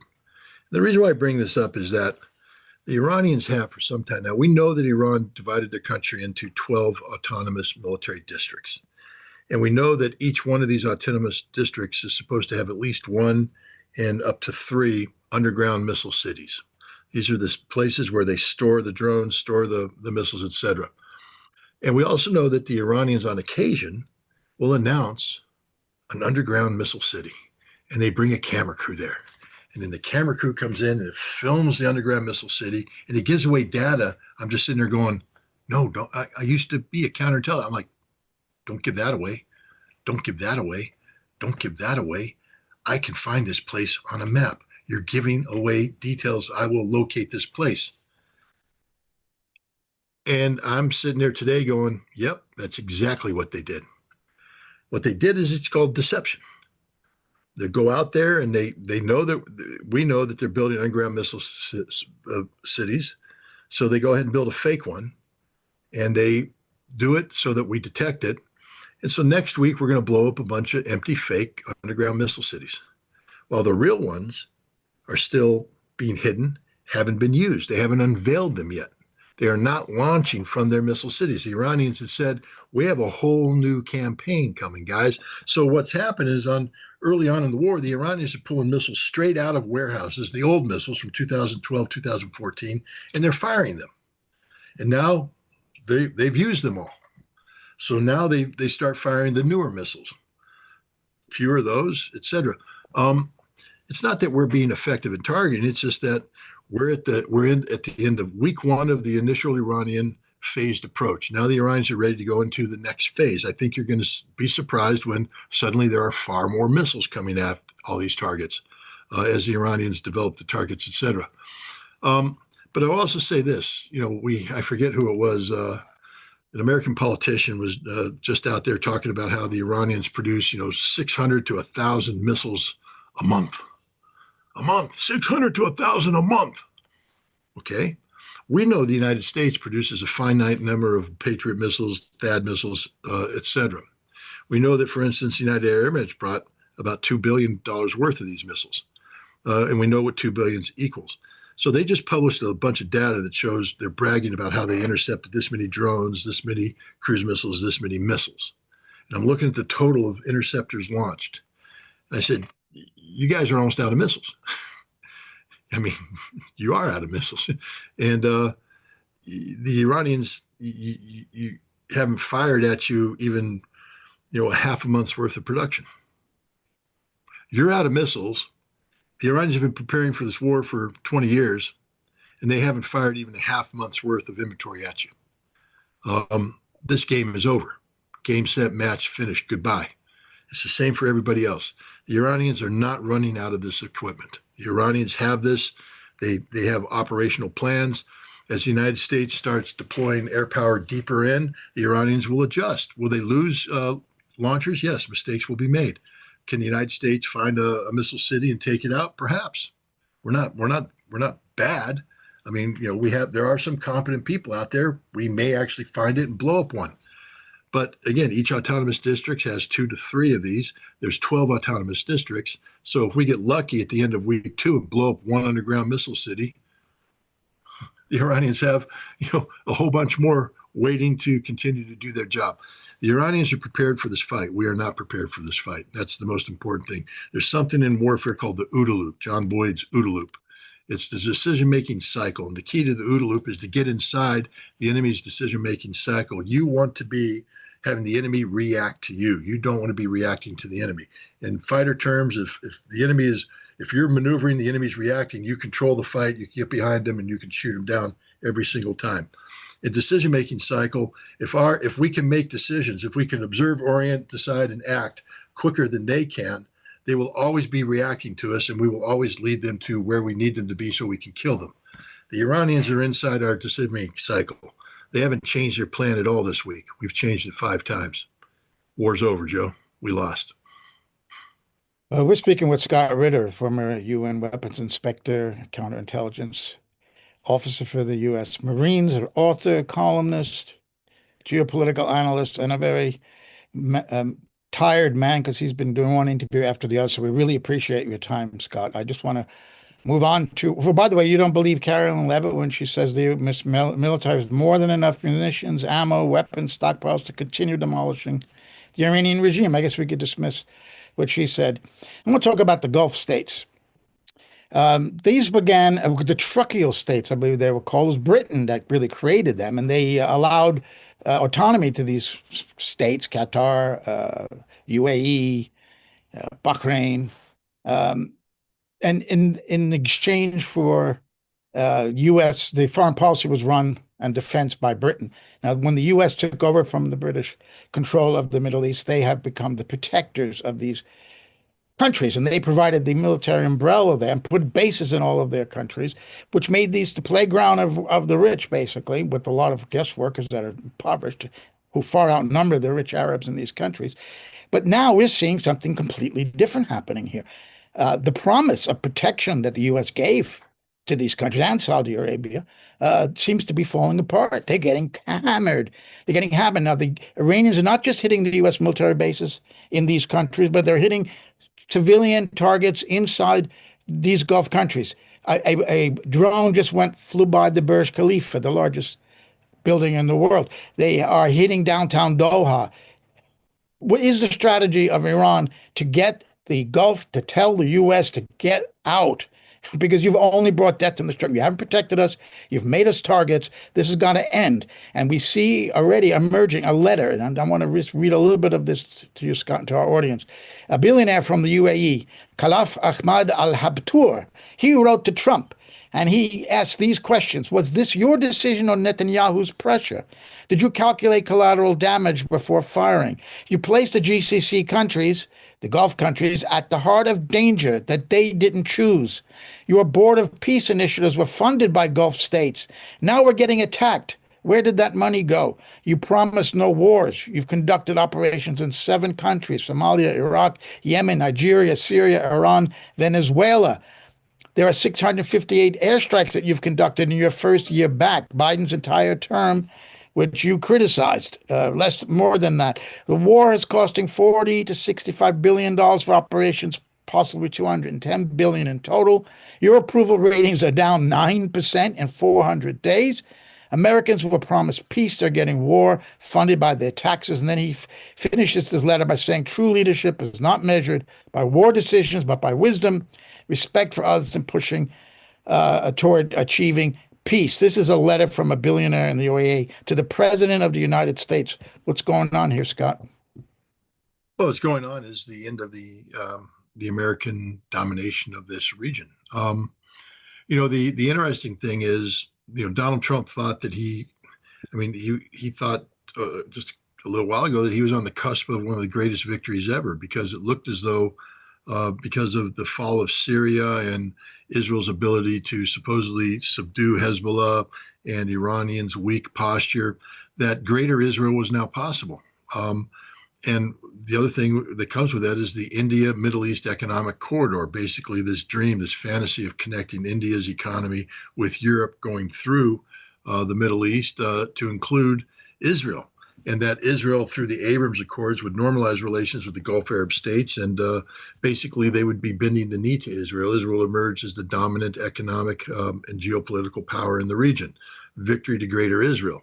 And the Gulf Arab states bought into this. The United Arab Emirates bought into it. Bahrain bought into it. Kuwait bought into it. Saudi Arabia was getting ready to buy into it. And now we have the Iranians basically exposing this all as a lie. There will be no Middle East, India, Middle East, European economic corridor. There will be no Abrams Accords. It's over, finished. The Gulf Arab states are waking up to the fact that the United States had been conning them the entire time. Maybe not the entire time, because I have to say we did go to war in 1990, 1991 to defend Kuwait. When Iraq invaded and occupied Kuwait, we did go to war. We put 750,000 people in harm's way, and we won that war. We lost the peace, though, because we lost track of what we were there to do. It became a game of regime change, and then after 9/11, it became a goal of regime change to transform the entire region. And so the Gulf Arab states, as you pointed out, these people basically are not there because they're the wisest people in the world. They're there because the British installed them. And then they use their wealth to continue to buy these are some of the most corrupt individuals you'll ever meet in your life. They're not brave. They're not courageous. They're not anything. They just hide behind money. And these are people so accustomed to money buying everything that they begin to believe their own propaganda. When I was, I think in 2008, I was invited to Abu Dhabi to participate in a NATO conference to speak there. And the Crown Prince of Abu Dhabi, what I found out is he had this British advisor, MI6 officer, permanently assigned to him. He was the advisor. He was the guy that sat with him the whole time and advised him on everything. And you couldn't get to the crown prince unless you went through this MI6 guy. And that's how they all operate. They all are tools of the West. They've all sold their souls to the West. They buy the West military, and they become the playground of the West, all on the promise that they will be protected by the West. The first hint that this wasn't the case is when Israel bombed Qatar. And Qatar went, wait a minute, America would give you Al Udeid Air Base. How can we let the Israelis bomb us? That was the first lie, but they didn't wake up. The totality of the lie now is becoming obvious because what's happening right now is every American military installation in the region is being destroyed. And those nations that claim that they weren't participating in this war, it turns out they have participated in the war, that they all had secret clauses with the Americans. American aircraft are launching from the United Arab Emirates to strike targets inside Iran. We know this. Saudi Arabia is playing host to American forces. And Saudi Arabia and the United Arab Emirates were both working behind the scenes, encouraging the United States to strike Iran, but only if the United States could guarantee that they would eliminate Iran. Now you have a situation where they're all running out of air defense, top tier air defense, and what we can get out of Asia isn't going to them; it's going to Israel. We've betrayed every aspect. This guy's letter is 100% correct. We have went to war without asking their permission. They are paying the price, and we're not protecting them. So what's happening right now is that Iran is literally erasing America's military and diplomatic footprint from the Middle East.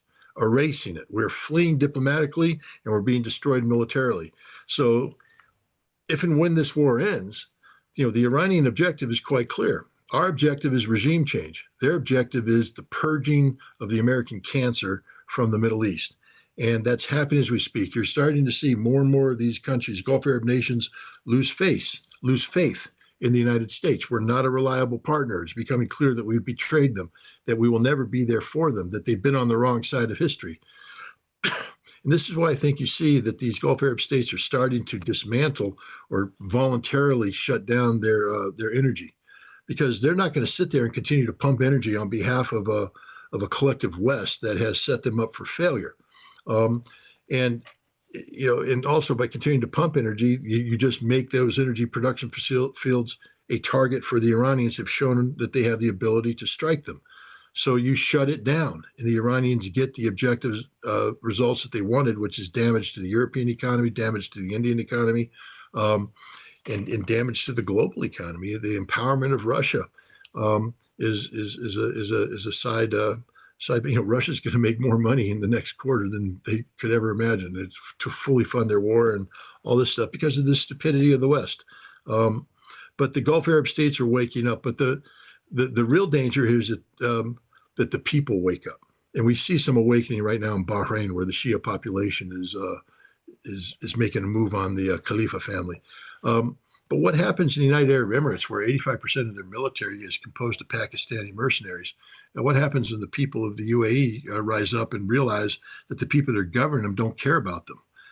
Because there's only one thing that's more of a betrayal than the United States abandoning the Gulf Arab states. It's how the Gulf Arab leadership have abandoned their own people. They don't care about them. It's all a facade. And that's going to become obvious too. And I think you're going to see that the Iranian government is getting a lot more support from the people of the Persian Gulf region, because the people of the Persian Gulf region are fed up with their governments. And we could see regime change in the region, but it won't be the Iranians that are being toppled. It'll be the Gulf Arab states that are going the way of history. But they made all these defense deals with the United States. Going back to Roosevelt on that ship in the on the Suez area, that America would provide the defense and Saudi Arabia would provide the oil. What's happened to that? That's ending, huh? Yeah, we can't provide the defense. Look, that was the first. The Carter Doctrine came in '79 that said basically that defending the energy of the Persian Gulf is in the national security interest of the United States. Are now going to forward deploy. We created the Rapid Deployment Force ready to respond at a moment's notice. It became Central Command. But what's happening now is, back then we actually cared about the energy. Today we only care about Israel. This is Israel first. Everything else is subordinated to that. And so now the Abrams Accords has become a vehicle not of generating stability, but of creating opportunities for Israeli dominance. And these Arab nations have fallen for it. They're bowing their knee to Israel.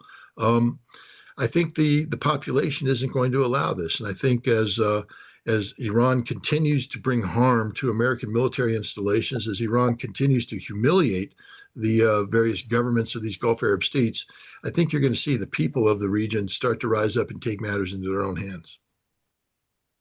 Extraordinary development if that happens. Why did the U.S. Why did a U.S. submarine use torpedoes to sink an Iranian ship that was not in the theater of war, 3,000 kilometers away? Act of criminality, an act of cowardism, and it is conduct that is totally in keeping with the Department of War and its criminally sadistic leader, Pete Hegseth. The captain of that submarine should have refused that order and said, no, we're not at war. I asked Pete Hegseth, do we have a formal declaration of war? What is the legal authority for me to fire a round on this? There is no imminent threat from these people. They aren't posing a threat. Why are we attacking them? What is the legal justification? These are things that should have been asked. Instead, because we've allowed our military to be populated by Pete Hegseth clones, some guy thought that he was going to get his Legion of Merit or his Silver Star for sinking this ship, so he could go into port and fly a broomstick from the periscope to say, hey, look, I've sunk a ship. I'm just like the heroes of World War II. Well, the heroes of World War II were fighting an actual war. You're not at war. You murdered these people. You literally murdered these people. And then, you coward, you fled the scene. You didn't stand up. There was no threat. They didn't have depth charges. There was no sister ship hunting you down. You should have risen like you were supposed to do, communicate effectively the location of survivors, and render assistance to those in need. That's your duty and obligation under law. And yet you fled because you're a coward. I hope we find out who this commander was. I hope they name him. I hope they name the submarine. I hope everybody that crewed that submarine will be compelled for the rest of their lives to hang their heads in shame, because this was not an act of heroism. It's an act of cowardism that disgraced the entire United States military. Sounds to me like this was Hegseth's idea, that he's watched too many World War II movies, because he said this is the first time this happened, but he wanted to sink a boat with a submarine, a torpedo. And here, America again, reliving World War II. This is when we were the good guys, when America, and of course, it was Russia that defeated the Nazis, but we don't have to mention that. And everyone the U.S. is going to attack is Hitler, as I said last week. Milosevic was Hitler, Noriega was Hitler, Saddam was certainly Hitler, Putin is Hitler. They didn't call the Ayatollah Hitler, funny enough, but this is this absolute dream fantasy world of a guy like Hegseth, but with real world consequences. Let me go on to the ground war, Scott. If they run out of interceptor missiles, and Iran still has plenty of ballistic missiles, and they haven't wheeled out their hypersonics yet as well, will they be then, that's the moment to launch a ground invasion for the Kurds from Iraqi territory, Azerbaijan, as you've now mentioned, maybe Baluchis coming in, the MEK from the west. Is that when that's the next phase to unleash this ground war because they've lost the air war? Well, I mean, they'll continue to drop bombs, even though we've lost the air war. They'll continue to drop bombs, and they'll drop bombs in support of whatever ground operation is. And those bombs might actually be more effective because now we get into tactical collection of intelligence and tactical targeting, and we might have the appropriate people on the ground who can do, joint tactical air control, JTACs. And so we might see more effective use of American military power, but it won't be winning use. They just have insufficient troops to carry out this kind of tasking. The Azeris aren't prepared for what's about to happen. Neither are the Kurds. To have an effect on the ground, we're going to have to bring in between 500 and 900,000 men. We don't have them. We'd have to mobilize reserves, mobilize the National Guard, and then we have to get them in to country. We see the 82nd Airborne, apparently at least one brigade being put on notice, And what I think this is, if this turns out to be accurate, is they're going to reinforce the green zone. They're going to reinforce U.S. embassies. They're going to reinforce combat troops that are located in the north of Iraq, who are now increasingly vulnerable, to prevent their bases from being overrun. Because a real risk right now that if a hostile force approaches these bases and attacks them with any concerted effort, that they can breach the defenses, overrun the facilities, and end up capturing and killing hundreds of Americans. So we're going to reinforce. Something else interesting happened in Western Iraq. You know, when we invaded Iraq, when we carried out Desert Storm, and then later on when we invaded Iraq, we were worried about the Scud missile threat from the Iraqis. So we had Delta Force operate out of a city called RR and penetrate into the Western Iraqi deserts to hunt for Scuds. We did it in 1991. We did it again in 2003. There's a reason to believe that the Saudis will not make RR available. And so instead, the United States is seeking to create a joint special operations forward operating base in Western Iraq. And to that extent, there were American military forces that were brought into Iraq ostensibly to begin to create the notion of a base. They didn't declare it to the Iraqi government, though. An Iraqi unit responded. There was a firefight. Jets were brought in. The Iraqis were killed. But my point is, it appears that if we're building a JSOC base, it's going to be a forward operating base. It's going to be used to insert Joint Special Operations Forces into Iran. So that could be part of a ground invasion. Our own special forces, not special operations forces, but special forces, the Green Berets, who are specialists in irregular warfare and guerrilla warfare, they are probably already up there coordinating with the Kurds, with the Azeris, with the LAR, with other potential resistance movements. And they could be boots on the ground.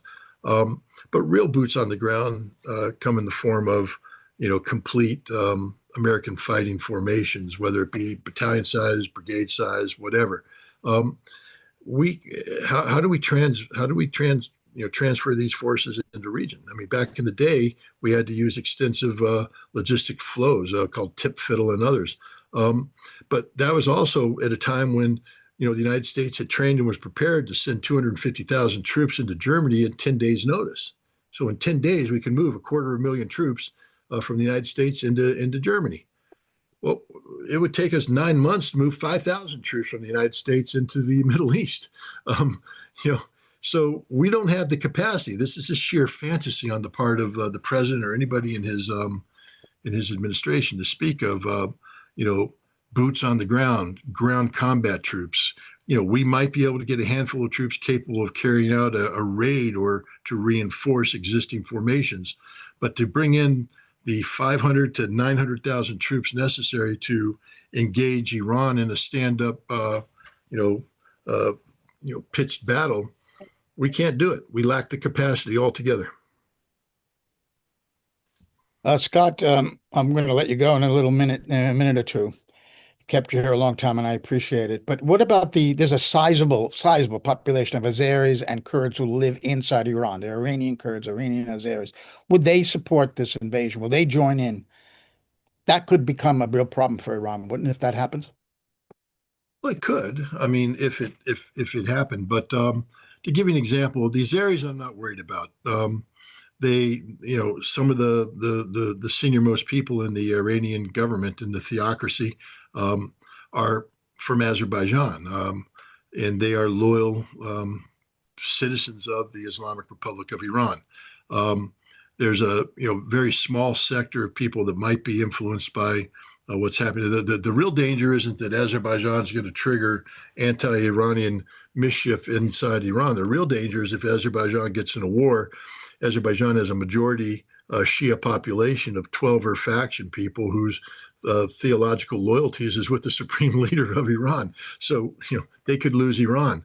The LAR people, who are sort of a Kurdish type minority, there was a lot of problems in January in demonstrations in the LAR area. But when Ali Khamenei was killed, the streets and the villages of this district were filled with people in black demonstrating on behalf of the Islamic Republic. And so I think I don't think there's a segment or sector in Iran where the population is vulnerable to main, really heavy, secessionist type movements. Even the Kurds, they have to bring in forces that are permanently based in northern Iraq to accomplish this. Azerbaijan has to bring in forces that are based in Azerbaijan. It's tough to talk about fomenting localized resistance when none of your core forces come from the local communities. You're bringing in foreigners, and that just never works. So I think the CIA has a plan. Remember, I said early on, I thought that if the United States was going to pull the trigger on this plan, it had to be because the United States had reason to believe they were going to succeed. So that would have led me to believe that the CIA has, better relationships with these opposition forces, that they've gone in and done the advanced work, so these forces can move rapidly into Iran, get settled in on the local population, and create the potential for breaking away. But because we put a missile into a school and murdered 170 girls, I no longer believe that there's any aspect of this operation that's reflective of competence. And I think that anything we're doing with these foreign based mercenaries, these opposition groups, is doomed to fail. And I have the utmost confidence in people like Mohammed Mirandi, who says that the Iranians are 100% in control. The reports are that the Kurds that are trying to mass are being preempted by the Iranians, who are attacking them on Iraqi soil and disrupting their forces. Right. So I don't think, and we also see, for instance, a major Kurdish group get up and say, no, we are aligned with the Islamic Republic. We're not going to encourage you. We saw Baluch groups were rising up saying we are not going to support anything coming out of that. No, I can guarantee that the vast majority of the Azeri population will support the Islamic Republic. So none of these initiatives stand a chance. What about Turkey? Obviously they would be opposed to the Kurdish Kurdish invasion, anything that might speak of the creation of a Kurdish state, which of course we know will never happen because they're going to sell the Kurds down the road anyway. But what about, did you say that they would support Azerbaijan's intervention, or did I misunderstand you at the beginning? Turkey. Well, the Turks could. The Turks supported Azerbaijan's war with Armenia, Yeah. and the Turks are a major advocate for the Zangezur corridor because that will give Turkey the ability to transit through Nakhchivan enclave, through the corridor into Azerbaijan and straight into Central Asia. So it's the great opening of the Silk Road in reverse, a new pan-Ottoman type approach. And so Turkey may very well support. There was a time where Azerbaijan told the Azeris, if you go forward with the Zangezur corridor, it will mean war. And the Turks were making noise that if Iran attacked Azerbaijan, that the Turks would come to their assistance. And so there's been that kind of war of words before. Here, I'm anxious to see what Russia is going to do, because Russia has put a lot of investment into the north-south economic corridor connecting St. Petersburg with Iran. And the Zangezur corridor would kill that initiative. And the Russians have been opposed to the Zangezur corridor. The Russians have been working with the Azeris to just make it die. They've been trying to open up, defunct rail lines in Abkhazia and in the southern part of Georgia, so they can run the north-south economic corridor through those rail lines. I don't know if Russia's just going to stand by idly and let Azerbaijan invade Iran and disrupt it, because again, Iran's survival represents the survival of BRICS. If Iran is allowed to be destroyed and ripped away from BRICS, it may be a wound that BRICS cannot recover from, because it's the beginning of the end. Because now we have, of course, Brazil's in our hemisphere. The Western hemisphere belongs to us. And I can guarantee that we're going to be putting a lot of pressure on Brazil to drop out of BRICS. We already see the pressure that has been put on India. And of course, South Africa is vulnerable too. And I think pressure could be put onto them. This is the Trump administration's ultimate wet dream, is breaking up BRICS. And, that's something I don't believe Russia can allow to happen. So maybe Russia would start sending a signal to the Azeri people, to the Azeri government, that intervention in Iran will not be tolerated. And we have the people's hair on fire today because it was discovered that Russia's giving intelligence to the Iranians. Oh my God, right? What about the intelligence that the US and more has given Ukraine to fire directly into Russia? But anyway, that's beside the point. The New York Times had an unbelievable piece yesterday. You may have seen it, ridiculing Russia for not being able to help Iran, which we're just talking about right now. And of course, we don't really know what kind of assistance it's giving to Iran right now, as well as Beijing. And so on yesterday, they ridiculed Russia for not helping. Today, it's Russia's giving intelligence, the exact opposite. And I just want to read one awful paragraph from that article from 2 days ago. It says, this is from the New York, Mr. Putin is grappling with the arrival of a new world of unbridled American power under President Trump, which is checking Russia's global influence and ripping up Moscow's playbook for partnerships abroad. Your comment on that, Scott? Yeah, I mean, it's look, there's some criticism inside Russia too. I mean, Russia has gone out and made these strategic partnerships with Nicaragua, with Venezuela, with Cuba. They have the partnerships, the growing partnerships in the Sahel in Africa with Mali, Niger, Burkina Faso. And then you go and there with Iran, and what's happening is the United States is exploiting the fact that they have localized military dominance that can be brought to bear in a way that neither China nor Russia can match. That's how we got away with Venezuela. What was Russia supposed to do? It's a crazy proposition, but this is the kind of propagandist nonsense that the New York Times will be running with. Russia didn't have alliances with these nations. How does Russia expect it to project military power into Venezuela? How is that sustainable? People have to put on their thinking cap. Venezuela is responsible for the defense of Venezuela. And Russia didn't do anything to weaken Venezuela. It's the fact that the Bolivar Revolution turned out to be a fraud, that the CIA had penetrated it a long time ago, and we bought off the vice president. Today, it's very clear that the vice president of Venezuela is a CIA asset. The rapidity of her collapse. Remember on day one how she declared she was an extension of Maduro and this will never stand. And the United States didn't say anything because we knew that was an act of theater. Today, she's working hand in glove to give Venezuela's oil wealth to the United States. So, Russia didn't betray Venezuela. Venezuela betrayed Venezuela. And Russia has never been a guarantor of Iranian security. Iran has always been. They're a very proud nation. They don't need Russia to guarantee their security. They're not looking for Russia to guarantee their security. They're also not looking for Russia to become involved directly militarily. Iran is simply saying, "We will do the fighting. What can you do to support us?" Russia tried to sign a strategic framework agreement back in January. They initialed it, but the Iranians didn't ratify it. And so when the 12-day war came in June of 2025, there wasn't anything Russia could do. People are going, why isn't Russia doing this? Why isn't Russia doing that? What could Russia do? There is no legal framework for them to do anything. Of course, the Iranians now ratified it, and Russia has done everything. And that's why you see Russia providing intelligence support. I just want to remind the people who are crying right now over the perfidy of the Russians, apparently, that it was the CIA that allowed Ukraine to use 91 drones to target Vladimir Putin in his residence while he was on the phone with Donald Trump.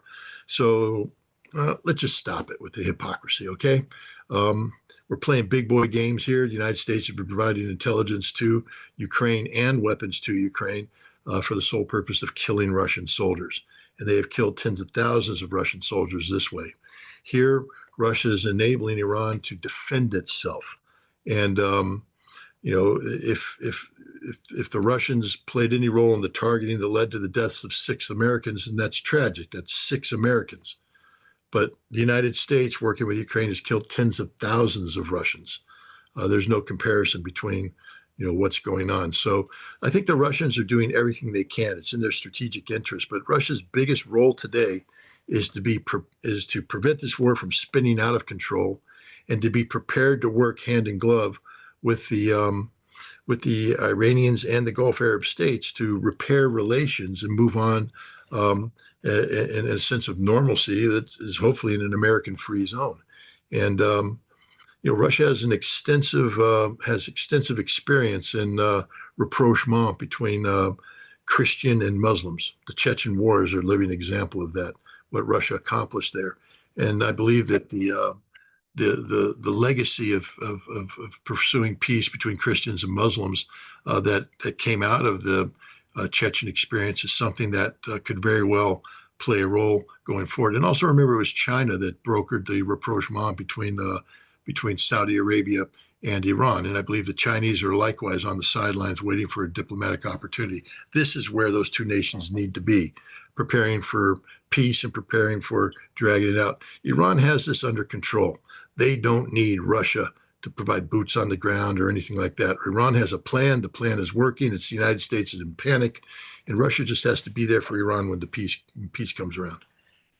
Speaking of Christians, normal Christians in the region, but the military, as a term I've just thought of, the Armageddonists involved in the military. Did you ever see any evidence of that when you were in the U.S. military, where Christian fundamentalists, Zionists, Christian Zionists were telling troops this is the reason we're fighting a war and that Jesus has anointed Donald Trump?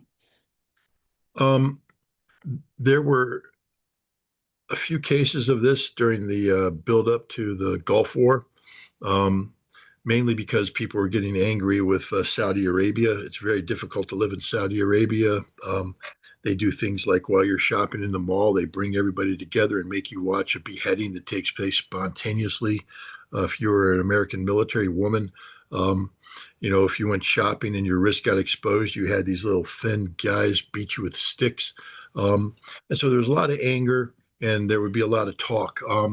It was shut down immediately. The second anybody heard any talk about crusades or Christian, onward Christian soldiers, you were terminated and flown out of the country. After 9/11, there was an Army officer named William Boykin. Boykin was a former Delta Force commander, Charlie Squadron, Mogadishu, heavily wounded. I'm not denigrating his service. The man was obviously, physically strong, and he was very brave. But after 9/11, he started talking about a crusade against the Muslims, that this was a Christian fight. And he got in trouble because the U.S. military simply cannot operate in that fashion. It doesn't work. We're not here to do God's work. We're here to defend the Constitution. And for a while there, the military would adhere to that. Today, there are no rules anymore with Pete Hegseth. And so what he's done is created an environment that has empowered certain Christian commanders who otherwise would have remained silent because it's their duty to remain silent. Now they believe they can speak out. And you're starting to hear people talk about how this war will usher in Armageddon, end of days. And this is a good thing. I have to say, as a military person, I'm scared to death of any time when the military is not thinking of anything other than victory. You're not here to promote Armageddon. And just again, I'm not the most religious person in the world, but you can't call yourself a true believer in God and the infallibility of God if you believe that it's your responsibility to help hasten Armageddon. Because God is all powerful, and Armageddon will happen when God wants it to happen. And there's not anything man can do to make it happen if you believe in this. But the hubris of these people to say, I am such a good Christian that me, mortal man, am going to get people to do things to improve on God's plan. God isn't good enough. God wants Armageddon here, but we want it now because we're man and we're better and we're going to make it happen. If you believe this, then you don't believe in anything. Stupidity. And that's Christian Zionism in a nutshell. Stupidity. And we've allowed it to infect our military. And this is yet another symptom of the disease that has infected this country, that's breaking it down and making us no longer function as a constitutional republic. There is no state religion. And the moment you allow the military to speak as if there is a state religion, as if religion guides us and not civilian leadership, it's over. Israel loves these Armageddonists, as you say, because they are fighting Israel's war for them. Although Ehud Olmert, the former prime minister of Israel, told a podcast in Israel that this is not a war for Israel. This is America's war against their own enemy. And another enemy of Israel's, of course, is Lebanon. Once more, there is massive bombing of Beirut by the Israeli military. Now, everyone knows, who knows anything about Lebanon, that the Lebanese army is a joke, that if it wasn't for Hezbollah, they would never have anybody defending Lebanon from Israel. But doesn't Lebanese army have any air defenses? How could it be that the Israelis could fly planes as they did during the Civil War? I mean, for years they've been flying sorties over Beirut and bombing the capital of Lebanon. Don't they have any opportunity to shoot down an Israeli plane? Israel would never allow Israel would never allow the Lebanese army to acquire effective air defense. Never allow. For a long time, Syrian air defense extended into the Lebanese airspace, Right. but not anymore. The Lebanese army is an embarrassment, an absolute embarrassment. As we speak, Israel has invaded southern Lebanon in force. The Lebanese army has retreated. You have the president of Lebanon condemning the one force that is resisting the Israeli invasion, Hezbollah, and threatening to use force against them. But the Lebanese army knows that they wouldn't survive against Hezbollah. As we speak, the Israelis are getting defeated on the battlefield. There's at least two major battles that are being fought right now. There were three, but Israel already lost the first one.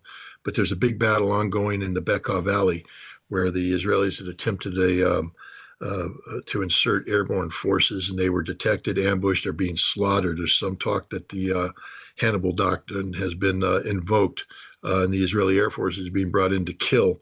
Paratroopers are surrounded in the building lest they fall prisoner to the Radwan forces.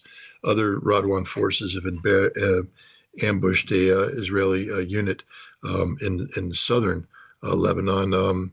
Up to 6 Merkava tanks have been destroyed, and the Israelis are taking massive casualties.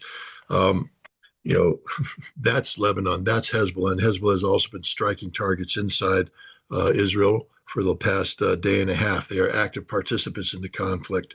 Someday maybe Lebanon will wake up and find out that their best hope for a future is a government where Hezbollah not only participates but dominates, because apparently Hezbollah provides the only Lebanese leadership that actually gives a damn about the sovereignty of the Lebanese state.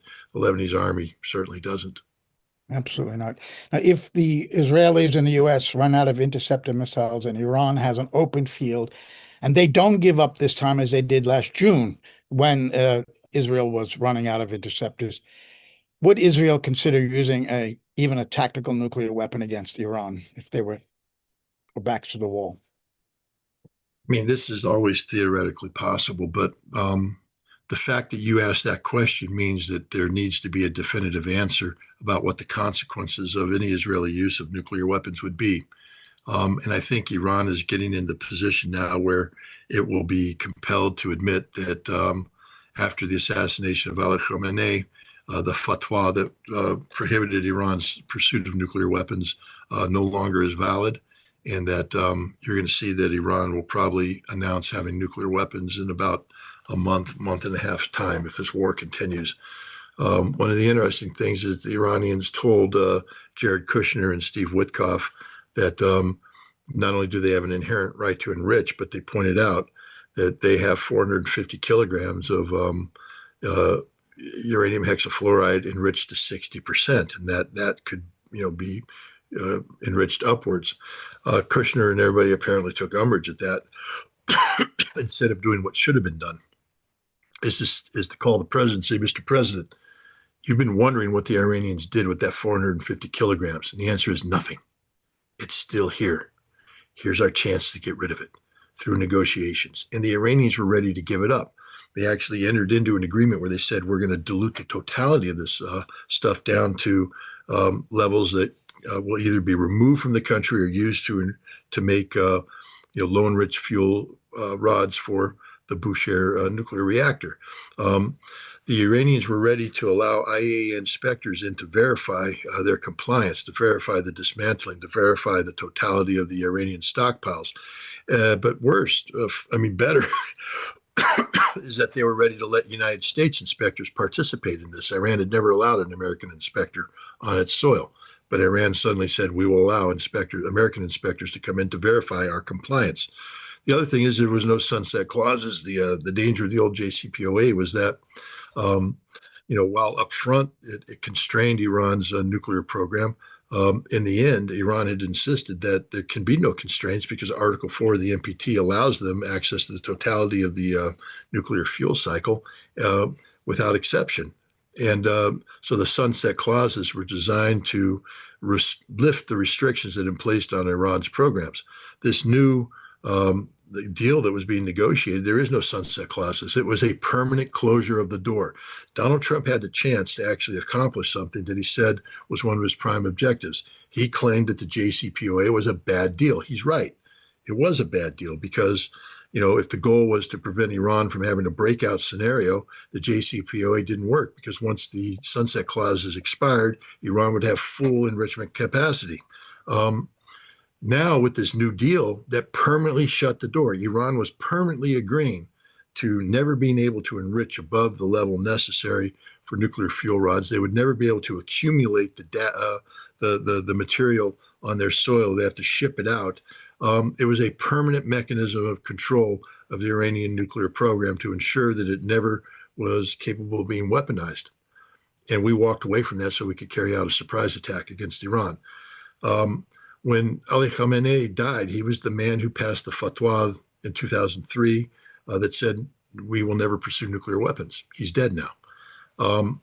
They haven't reversed it, but the three-person council that replaced him, in accordance with the Constitution, the president, the head of judiciary, and somebody nominated by the Guardian Council, a constitutional body that deals with negotiating or brokering constitutional differences between the parliament and the supreme leader.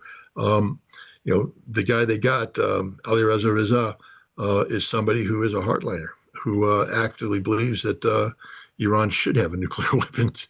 And so we killed the guy that said no to nuclear weapons, and we empowered the guy that says yes to nuclear weapons at a time when the clergy had reached an agreement that if Iran is ever threatened by nuclear-armed nations, that Iran has a right to develop nuclear bombs. So here we have a situation where both the United States and Israel may in fact be threatening Iran because they can't win this war and they have nuclear weapons. I think the decision's already been made. I think with the death of Ali Khamenei, that the Iranians have said we have no choice, but we have to move forward. I believe they are going to be enriching that 450 kilograms to a certain amount of 92, 94% enriched uranium. I believe they'll convert it to metal, and I believe they'll form it into slugs, sort of the Uranian equivalent of the plutonium pits that we use on our bombs. The slugs support a gun design, which is the easiest, most reliable design of nuclear weapon out there. Iran will have the ability to enrich material sufficient for up to 10, 15 to 20 kiloton bombs. That means bombs the size of Hiroshima. 5 of those bombs on Israel eradicates Israel as a modern nation state. And there's nothing Israel can do to shoot down missiles equipped with nuclear warheads once Iran did this. So I think that the political winds in Iran are supportive of a nuclear weapons program in the near term. I hope I'm wrong. I'd love to be wrong. And what I'd really like is some clarity out of Iran. I'd really like to hear from the Iranians whether or not the fatwa is still in effect, or has the fatwa been stalled? Is Iran willing to consider other things?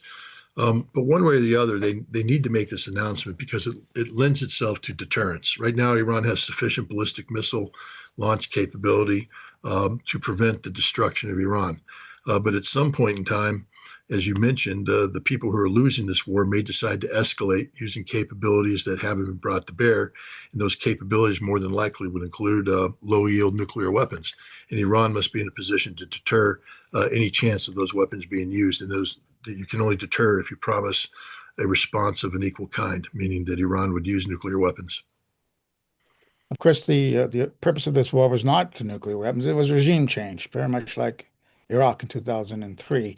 And what we've been hearing from you, and this is my last question, Scott, and thank you very much, is that that regime change operation is not going all that well. I don't think you can close the door on what could happen, that the U.S. and Israel could, perhaps, with overwhelming force, continue to pound Iran and get what they want. It will be just chaotic and civil war and a disaster if they do bring down the system in Iran. But I want to ask you my final question. People used to call Afghanistan the graveyard of empires.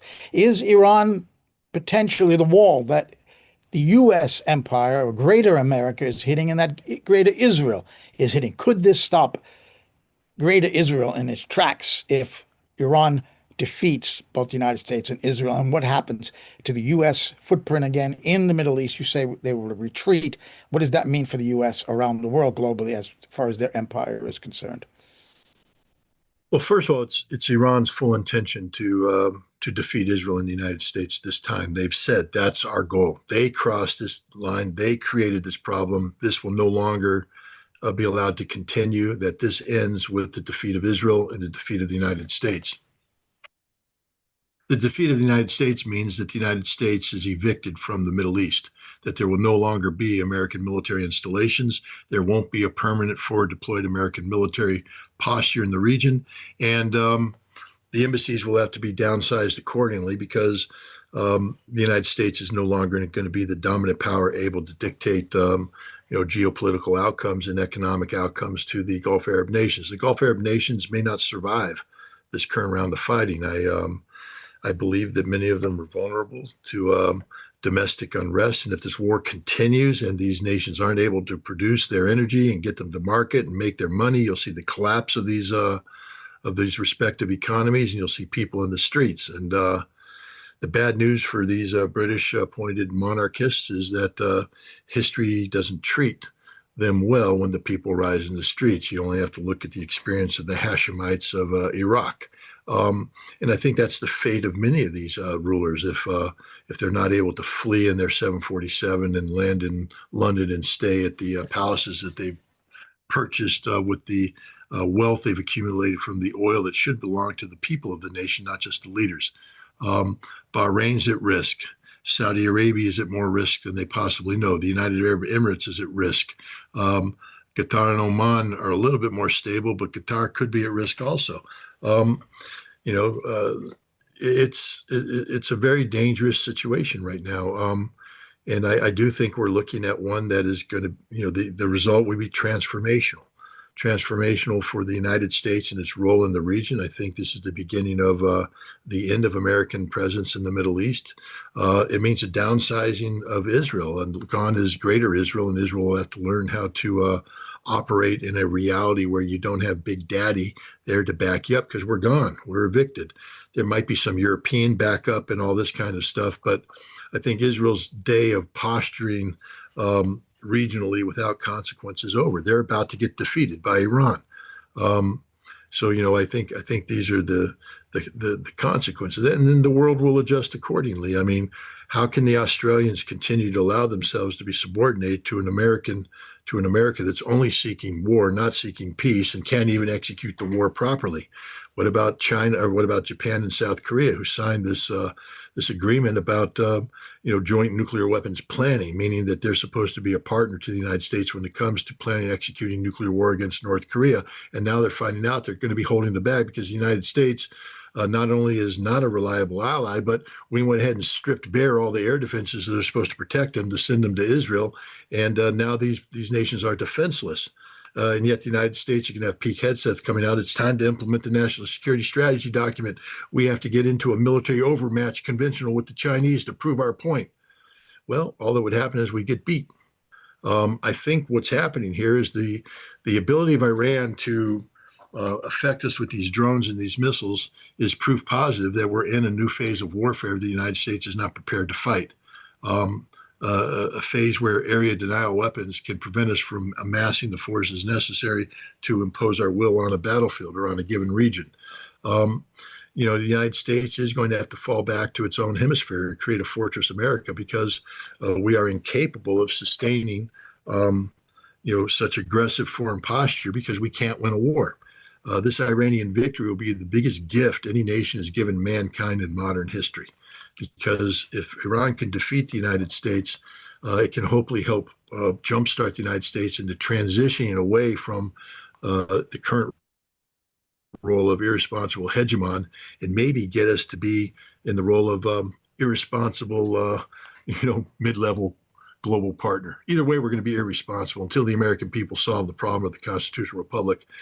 We are going to be in a lot of trouble. But, it would help if the United States would start performing to the level that it can sustain on its own. we can't back up the Gulf Arab states. That's becoming painfully aware, and there will be a radical transformation of the balance of power structure in the Middle East because of the inability of the United States to perform. Well, thank you, Scott Ritter. In a sense, this battle in Iraq could be the last battle of the Second World War that could put an end to U.S. global dominance, to Israel using the Holocaust as a way to shame people and get what they want. And this might be what Iran gives to the world if they do and succeed. Thank you, Scott Ritter. A million times thank you for your incredible generosity and time. And we'll hope to see you back again. For CN Live and for our producer, Kathy Vogan, I thank our audience who have also been with us for more than 2 hours. This is Joe Lauria for Consortium News saying goodbye.